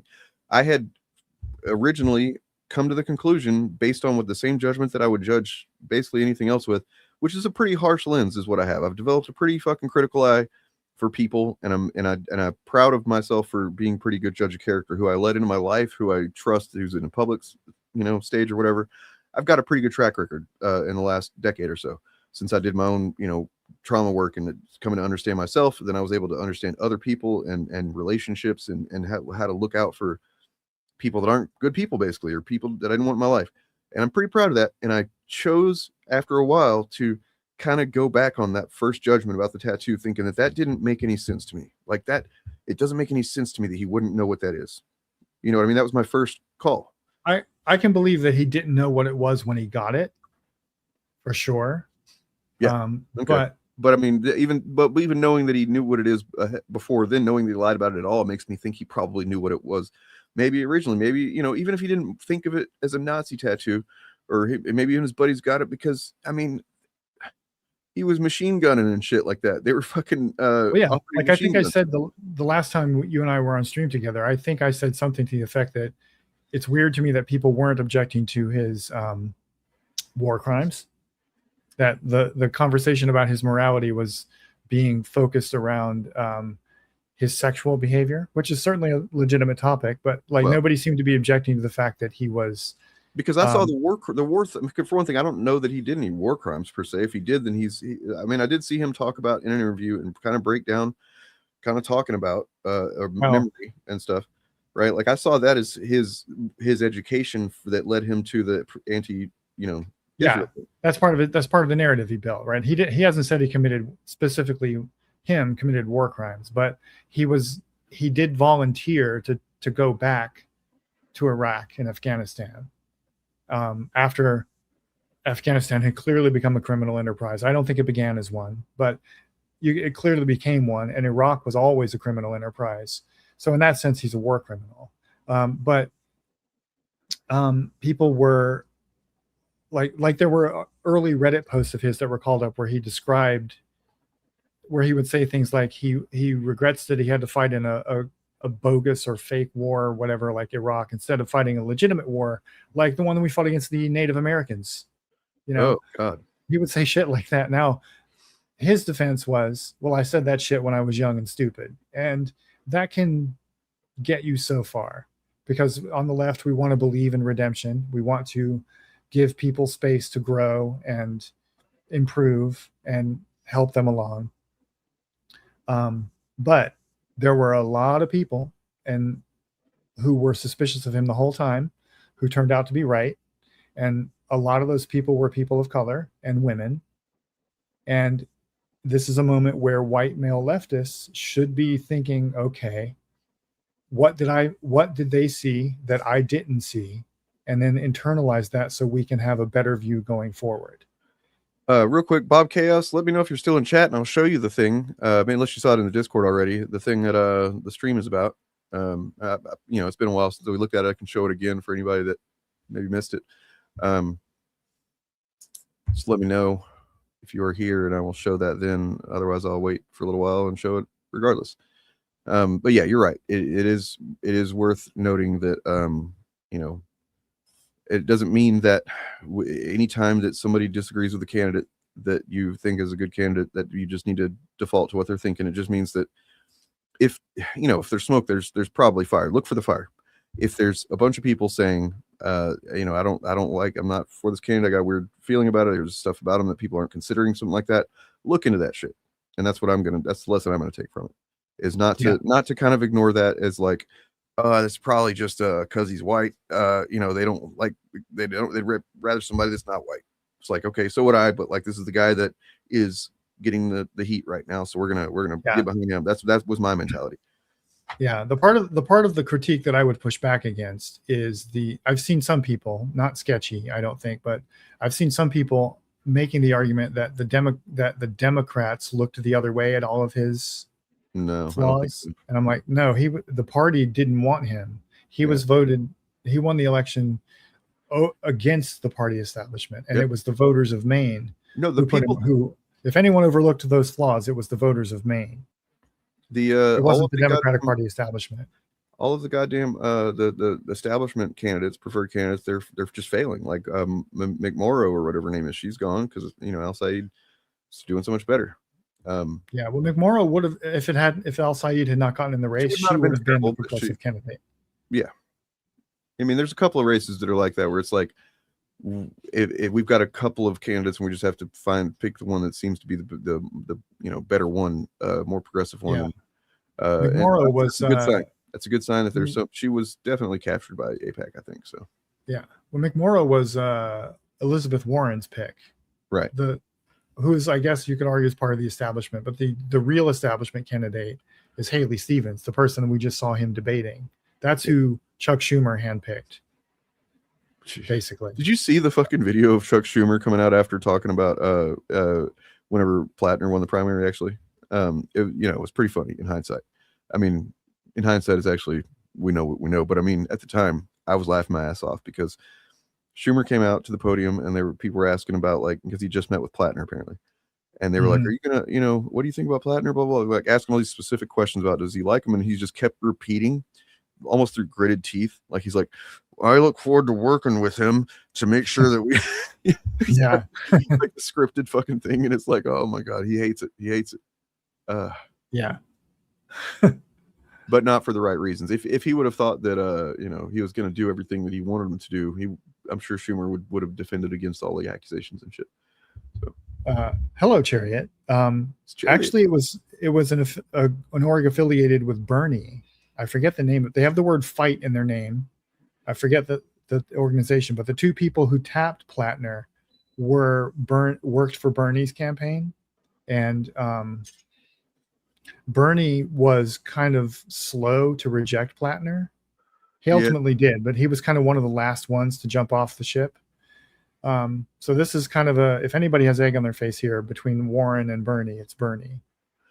Yeah, I mean, he's kind of had a couple of weird takes. I think he's kind of losing it a bit, and that's sad. But yeah. Well, he's picked a successor, so he's I mean, things are moving fast, and we got to remember that he fucking held the line for decades, basically almost single-handedly. So yeah. This is actually the lady that the Gina, I don't remember how to say her last name. Here's a clip from her. Is this a state that is by and for the people, or is this the billionaires' world and we just live here? The American Dream Plan is to save Texas schools and put money in your pocket with a check to every Texas household for $1,500. $1,500 to every Texas household. At a time when Texans are struggling in this high-cost economy, we are all done with Greg Abbott's script and done paying for it. So, I mean, on the one hand, it's like, that's cool. I mean, I definitely would not turn away a check if I lived in Texas and it came to me, but at the same time, it kind of comes off as a bit desperate, and also just like potentially like, yeah, this is the wealth redistribution I'm going to do. And then she gets in office and does nothing would be my fear, like she would do nothing to benefit people after she pays them off. She's running for governor, right? Yeah. Okay, so she wouldn't be able to do it without the approval of the Texas legislature. Yeah, but I don't know how the Texas Constitution works. There's a few folks in Texas. Legislation. But all of this is like laying the groundwork. It's getting people used to the idea of wealth redistribution, right? Yeah. And that's the important thing. Like the biggest and most important thing that Bernie Sanders did, in my opinion, was the unemployment extension and the unemployment bump and the other things he got for us during COVID. That gave people a sense that, like, without that, Mamdani doesn't become mayor of New York City, because it woke people up to the idea that the government can actually do things for you, and that the reason your life sucks is that there are many things the government could do that they're just choosing not to. It's not because we don't have the resources. It's not because we have the wrong priorities or whatever. It's just like the people in power who control the resources are choosing not to do these very easily done things for you. I mean, look, I will say this, that, Trump is what he is now, but I don't know if you guys are aware of what Trump was about in the 90s. It's kind of crazy when you look back at the 90s and you see that, Trump how he is now, nobody likes the guy. He's a big piece of shit. But in the 90s, well, check this out. Yeah, it was same guy. Sorry. I need to change the music of that so that I can actually show it without fucking getting a copyright claim. And I mean, it's not like I'm making money on these streams anyway, but it'd be cool to be able to show that without feeling like, oh no, Goo Goo Dolls are gonna get me. It's a weird thing to say. Anyway, here's this quick thing as well. Way too early for this shit. Donald Trump fired every last remaining commissioner on the Election Assistance Commission. This, of course, is him testing his power shortly after the Supreme Court last week gave him the power to fire the heads of government agencies. Now, thankfully, he can't just replace all of the commissioners himself. He has to nominate them, and they'd have to be approved by the Senate. But I don't think that's his point. I think his point is what Republicans always do and Donald Trump does best. Create a problem and then complain that there's a problem. He's firing all of these commissioners who are supposed to approve voting machines and mail-in ballot processes and supposed to help the states make things run more smoothly. He creates chaos by firing everyone on that commission, and then he complains that, oh my god, this election is a horrible mess. There must be fraud because, I dismantled the whole system and now it's not running right. So the only answer is immigrants are voting illegally. I fucking hate it here. I hate everything about this stupid, incredibly obvious mess. You remember how Donald Trump said that he could shoot somebody in the middle of Fifth Avenue and he wouldn't lose any votes? This is him shooting someone in the middle of Fifth Avenue with 10,000 witnesses, and him saying, oh look, crime is so terrible, I'm the only one who can fix it, because that person was shot by an illegal immigrant. Yeah. Yeah. It's going to be a mess. It's going to be a whole ass mess come November. I can't even think of what will happen in 2028. It seems like impossible to imagine at this point. I guess we'll have to extrapolate based on what happens in November. But it's going to be a mess in November. I think it's going to be a turning point in our country. Because I've talked to there's a lot of people on the left that I think everybody that agrees I it's going talked to be a to. turning point. It's just how's that going to shake out is the question. Well, that's what I'm getting up to. It's like there's a lot of people I talk to on the left who are, at least in the circles I move in LA, who are getting a little bit cynical about the rest of the population, and like saying, how bad do things have to get before class consciousness takes over or whatever. That's like the general sentiment. And I keep saying it's going to be the election, because most normies are of the mindset that, oh, all of this, we can fix all of this in November. We just have to hold the line. We have to wait, and we'll create like a blue tsunami, and then we'll have Democrat controlled Congress in both houses, and we can start impeaching these people. And when that doesn't happen, I'm sorry. I go ahead and finish. I just read a comment. I'm just really pissed me off. So, okay. So when that election comes and he starts interfering with it by sending ICE troops to polls and all the other shit, and when people start seeing the fuckery going on, when all of the numbers say that the Democrats are going to shellac them, that's when I think class consciousness will start pulling people towards, okay, the elections are not going to save us. Maybe we should look at more radical approaches now. So that's why I think it's going to be a turning point, and when he starts doing it out in the open, that's going to wake a lot of people up who are right now of the mindset that we can fix all of this with an election in November. So that's what I think will shake out. all right. So, Troy, like, I'm sorry, man. Like, it's kind of crazy that you come out here just like spewing old conservative propaganda. It's not even current conservative propaganda, because I don't know if you're aware that social programs have been slashed greatly for many poor people in this country. So I don't know what people are being stuck and locked in some welfare cycle that you're talking about. It wasn't really true prior to the slashing. There are people that are in low income areas that are, I mean, for never mind the fact that, for one thing, most people that are on welfare are in red states. They're in red states and they are white people. I'm not saying you said anything about race or anything like that, but I'm just pointing that fact out. It is not designed to keep people in it. It's designed to keep people alive, barely. That's what it's designed to do. And I'm trying to look up the rates right now, but I'm pretty sure I've seen before that the rates of people needing assistance for food and stuff like that, and then getting off of it whenever they get enough work or income or whatever, it's pretty high. And if somebody, are there people that get, like, if there's somebody that gets on food stamps or some social program, if it even exists anymore, and they go, you know what, this is good enough for me, I'm not going to do anything else. Like, there's an implicit anti-human fucking just like you're saying that people are just so lazy that they'd rather live on fucking barely enough to feed themselves, and really not even enough of that at that to fucking that they'd rather do that than just get a job and work. Or what the fuck are you saying, man? You're spewing shit that is not rooted in reality, and I appreciate you not fucking saying that shit. Okay. Yeah, the welfare system in America, since it started getting slashed, is designed to get people off of it and abandon them. That's what all the slashing is for. Like, I was getting food assistance during COVID and for about 2 years afterwards, because I wasn't making enough money at a full-time job to buy enough food for myself. And guess how much I was getting? You know, I'll just tell you, you don't have to guess. I was getting $27 a month. That was my food assistance allowance when I was clearly below the poverty line. And that's not a system that is designed to keep me on the system. It's designed to get me off the system and abandon me. Yep. When the welfare state was first created in the United States, it lifted more people out of poverty. Sorry, there's some sirens going by here. It lifted more people out of poverty than at any time in the United States. Like the modern American economy wouldn't exist without Social Security and then later like Medicare and Medicaid.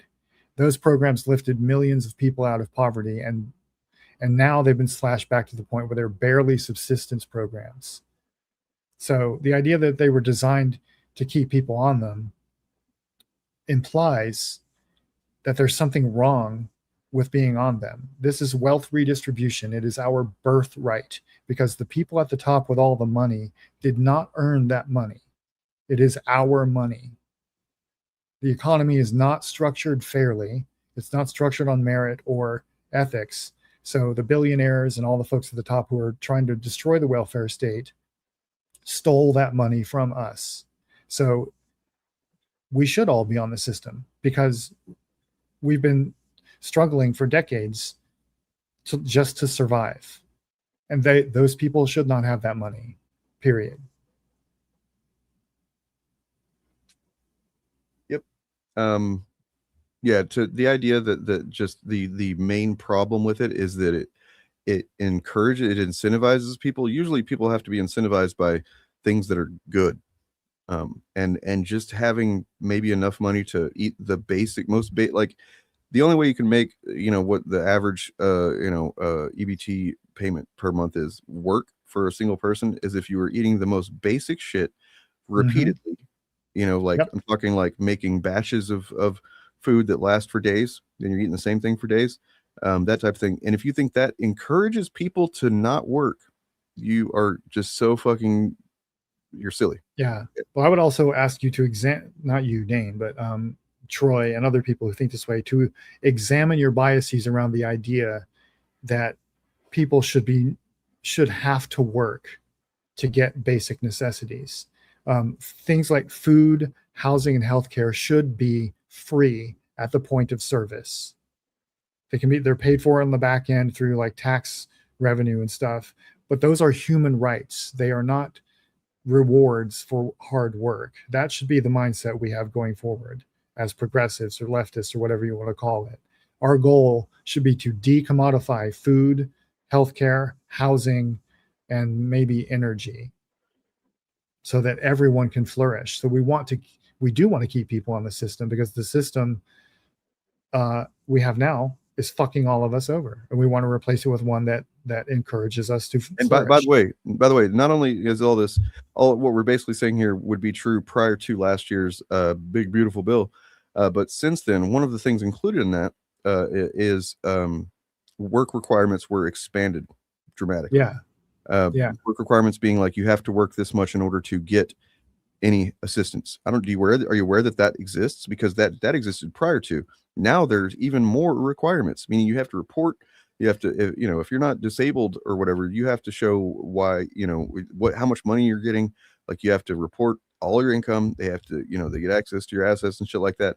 Like it's not like a fucking, it's not like you're living like a goddamn king and getting free money without any kind of answering for it. That's not what happens. Yeah. Sketchy points out education. Yes, education should also be. That's not the problem. The problem is not how much you're implying that the job of welfare is to help lift people out of poverty, and that's not what it is, and that's not what it should be. Honestly, I mean, it should be, as Bob is saying here, we really should rethink how we understand this stuff. Things like housing should be just free. These are human rights. You need a house to live. Everybody knows that, right? How would you feel if people started charging for air? Right? I mean, we pay for water. there's some I kind of understand that to a degree, because it needs to be processed, needs to be filtered and all that stuff. It needs to go through this. There's workers involved, so I understand paying for water to a degree, right? But I mean, like, if housing, and yeah, I can understand even paying for some housing costs to some degree. But like the way that the housing system is in the country now is fucking exploitative, for profit. It's craven, and there are enough houses to house every single homeless person, and yet we've got a growing homelessness problem. And it doesn't make any sense at any human level. Here's the biggest scandal of housing in the United States. You can look this up. I don't have the statistics memorized, but it is literally the cheapest solution to homelessness.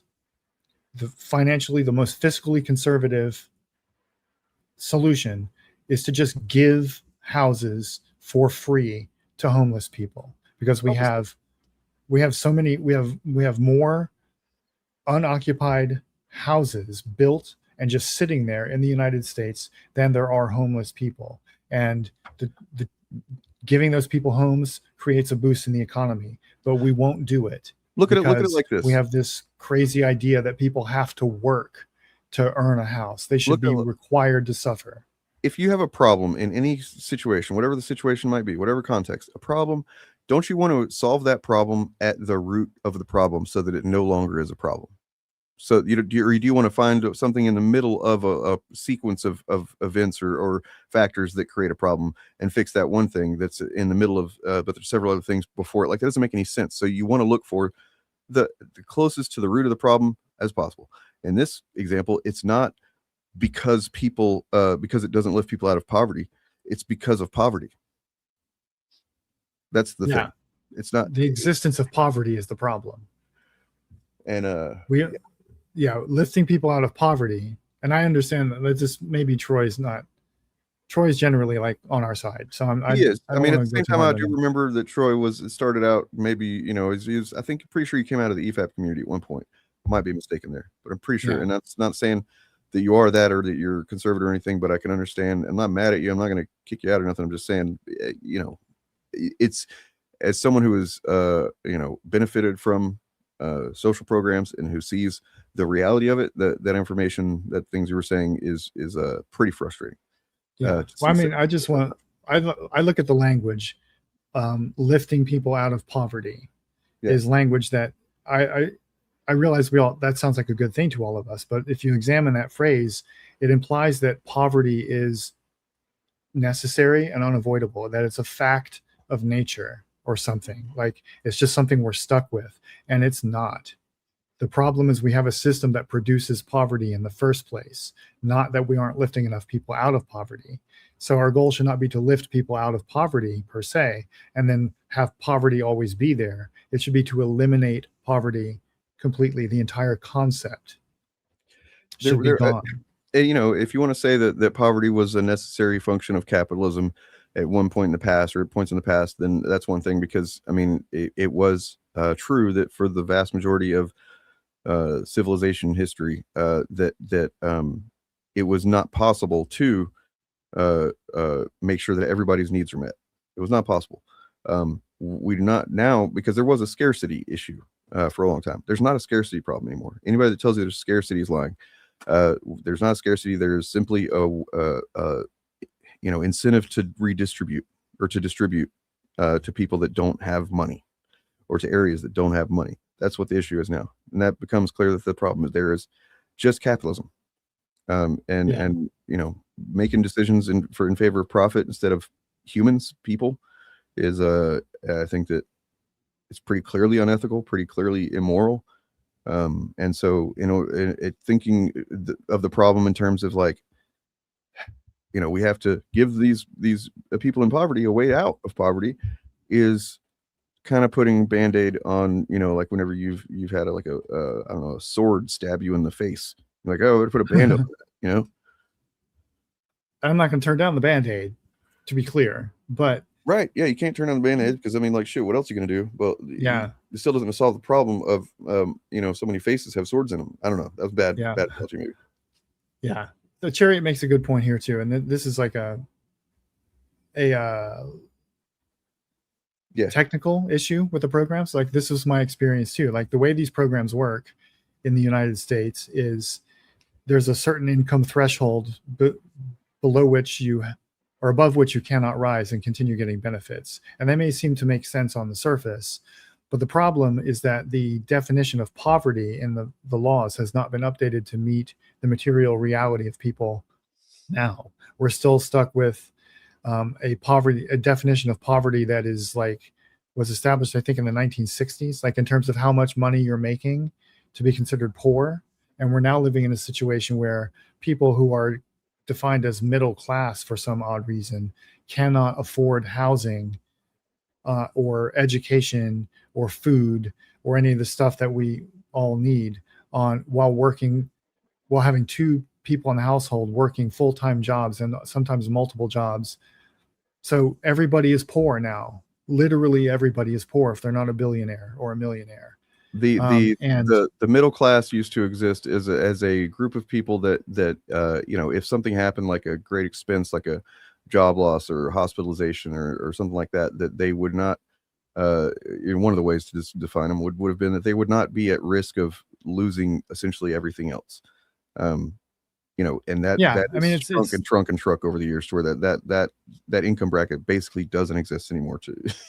It's a much lamented fact of American life that it used to be possible for a family to have one person working and pay for the education of their children, for college, to take a vacation, healthcare, all this other stuff on a single income in the family. Now that was always a privileged thing. That was largely true for like a very small section of the American populace, mostly white people.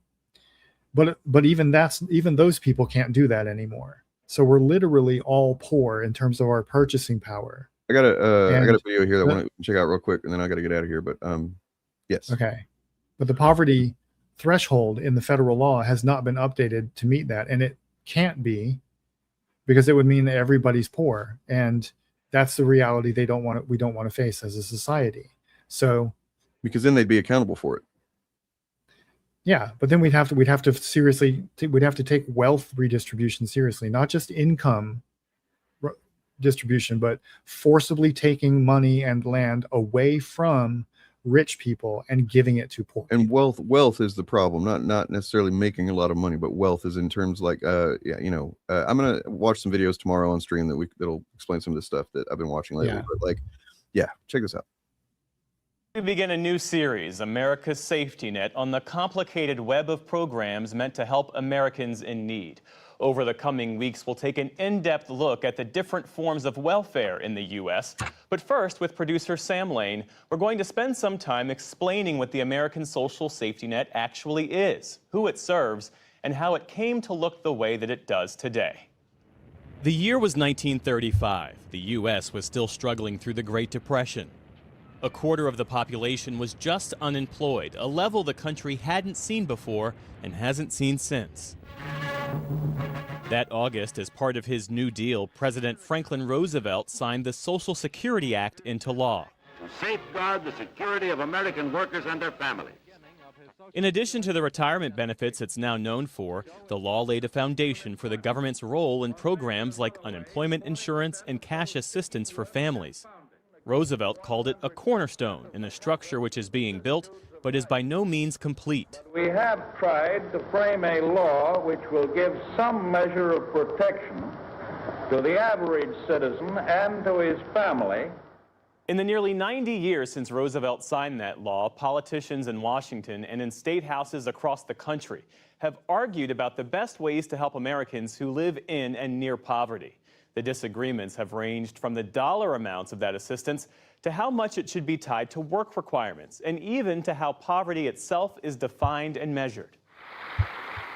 During his State of the Union in 1964, President Lyndon B. Johnson announced an unconditional war on poverty in America. Our aim is not only to relieve the symptom of poverty, but to cure it, and above all, to prevent it.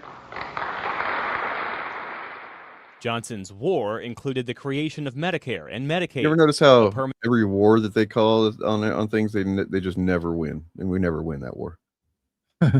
So, just for everything, it's almost like there's a something to learn from that. War on terror, war on drugs, war on poverty, war on homelessness. Yikes.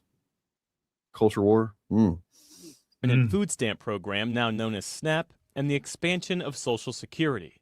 At about the same time, the government came up with a Yeah, no, you're right. I mean, they haven't because there's so much propaganda that has existed forever, and I think that's what's starting to kind of crack now is the anti anything vaguely government doing something for people is evil and socialist and communist all at once, and anti-God and stuff like that. That's the propaganda that's been very thick for close to 100 years, and we've been fighting against, and now what we're seeing with some of these elections lately is that potentially that has become a moot point. That at a certain point of enough people not being able to, get out of poverty, and more people becoming poor and not being able to feed themselves and their families as well and stuff like that, not being able to get good jobs, that eventually that propaganda is no longer as relevant as it was for a long time. So yeah, the Democrats are not ever going to convey the message, because the Democratic Party as an establishment, I mean, that's not institution. No, they're being dragged. They're getting the message from the grassroots. But we're getting people that are in the Democratic Party that are democratic socialists, and those people presumably if we can keep growing those numbers, then yeah, I think that's the only way to I don't think that a third party is viable. So I think the thing we have to do. No, that's not what I mean. What I mean is that the party as an institution is being forced into that message by the grassroots. Yes. They're not going to be the delivery mechanism for the message. The message has already gotten out. Well, that's always been the case. Every positive thing, every labor protection, every child labor laws, things like that, everything that has ever been won for that benefits American people, that in that way, and where it's like, oh, this is actually a good thing to have in this country, has been fought for by organizers and grassroots protesters and activists that many, unless you go looking, you're never going to hear the names of many of them, and because they eventually get adopted by the party itself much later, and then they take the credit for it. But by that time, it's been something that's been necessary for a long ass time, as we're seeing right now. Uniform way to measure poverty by comparing a family's income against a national threshold. In 1959, the poverty rate sat at around 22%. By 1973, it had dropped to 11%, roughly where it was in 2022, with almost 40 million Americans in poverty. But the measure is widely considered imperfect. For example, some say the poverty line, about $31,000 for a family of 4, is far too low. So there are other measures that account for things like geography, cost of living, consumption, or how much government assistance a family gets. No matter how it's measured, poverty is often misunderstood, says Cornell University professor Jamila Michener. We tend to think about poverty as more niche and more limited than it actually is. And because of that, we can tell ourselves that people living in poverty are very, very different than people who aren't, that maybe there are some things wrong with them. A reality, and something that people don't know, is that if we take a life course perspective, a majority of Americans, something approaching 60%, depending on when you measure and how you measure, will experience poverty at some point in their lifetime. Wow. So most people, if 60%. Or higher. It depends on how we measure it. Is the social safety net then adequate in terms of meeting the need? What I would say from my perspective as a research expert is a resounding no. I would answer yes. Matt Weidinger, a senior fellow at the Conservative American Enterprise Institute, has a different view. He helped create this chart of 80-plus programs from food aid to housing to healthcare that shows the complexity of the safety net. He says it can be difficult to track the success of specific programs, but if you look at nuanced poverty measures that count all the assistance that taxpayers provide, that count the resources that families themselves have from work, from relatives, owning their own homes and all that, the level of poverty in the United States had actually dropped to a relatively low level. As a congressional staffer, Weidinger helped draft the landmark welfare reform law in the 1990s.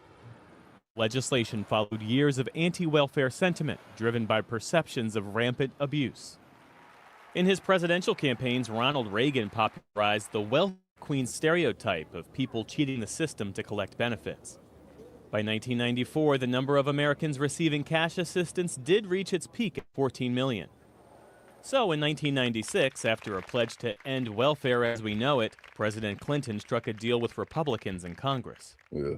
It replaced the cash assistance program of the 1930s, temporary assistance for needy families. It imposed time limits and work requirements on welfare and made states responsible for distributing money. The number of families on welfare plummeted. In the years since those reforms, debates have continued over the size and shape of the social safety net. I'm much more supportive of a work-based safety net, including because that's what the American people say they want. It's consistent with how people understand the American dream. They don't understand the American dream as being something where the government gives you a big enough check that you can avoid working. I mean, his eyes just look evil talking about the American dream, man. Look at this guy. Holy shit. He Yeah. looks like a fucking demon.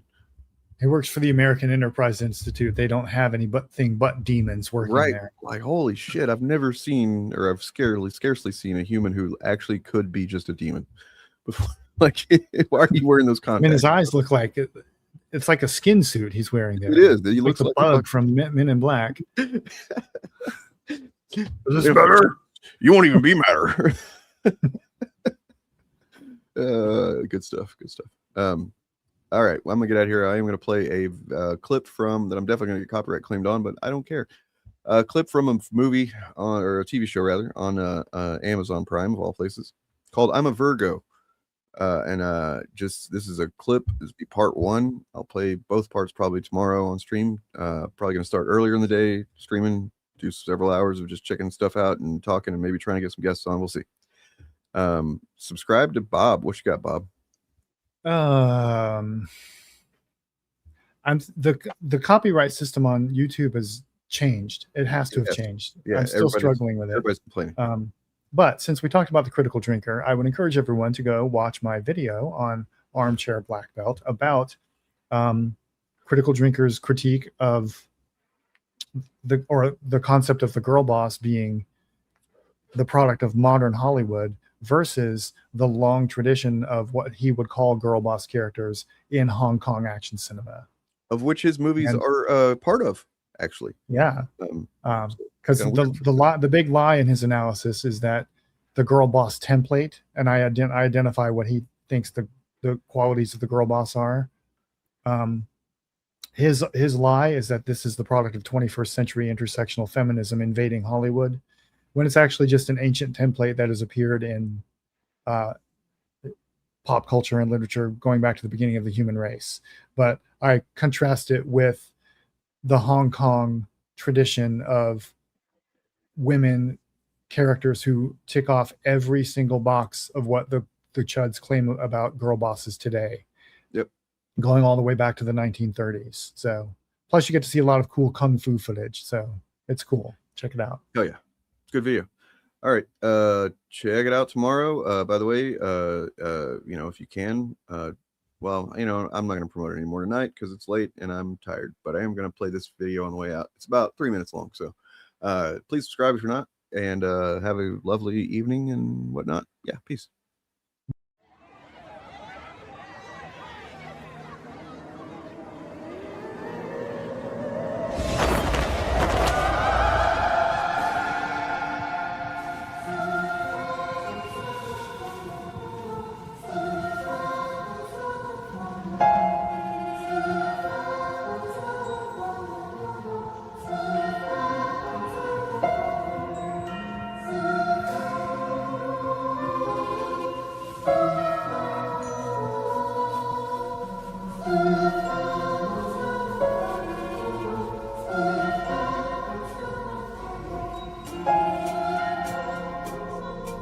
Capitalism must have unemployment to exist.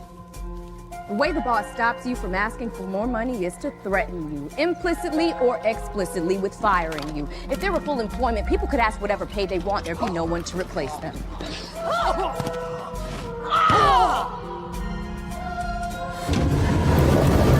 Publications like the Wall Street Journal and Financial Times openly worry when the unemployment rate goes too low because wages go up, profit and stock values go down. Capitalism must have an army of unemployed workers in order to exist. And what do you have when you have an army of unemployed workers? You have an army of unemployed workers who want to eat. And humans are not going to let themselves just starve. So they get involved in illegal business. You're leaving out assault, murder. All business, legal and illegal, uses violence to regulate itself. Huh. Run! Run! If you try to run out of the grocery store with a cart full of groceries, either you're gonna get away with it, or someone's gonna physically stop you. Whether it's the security or the police.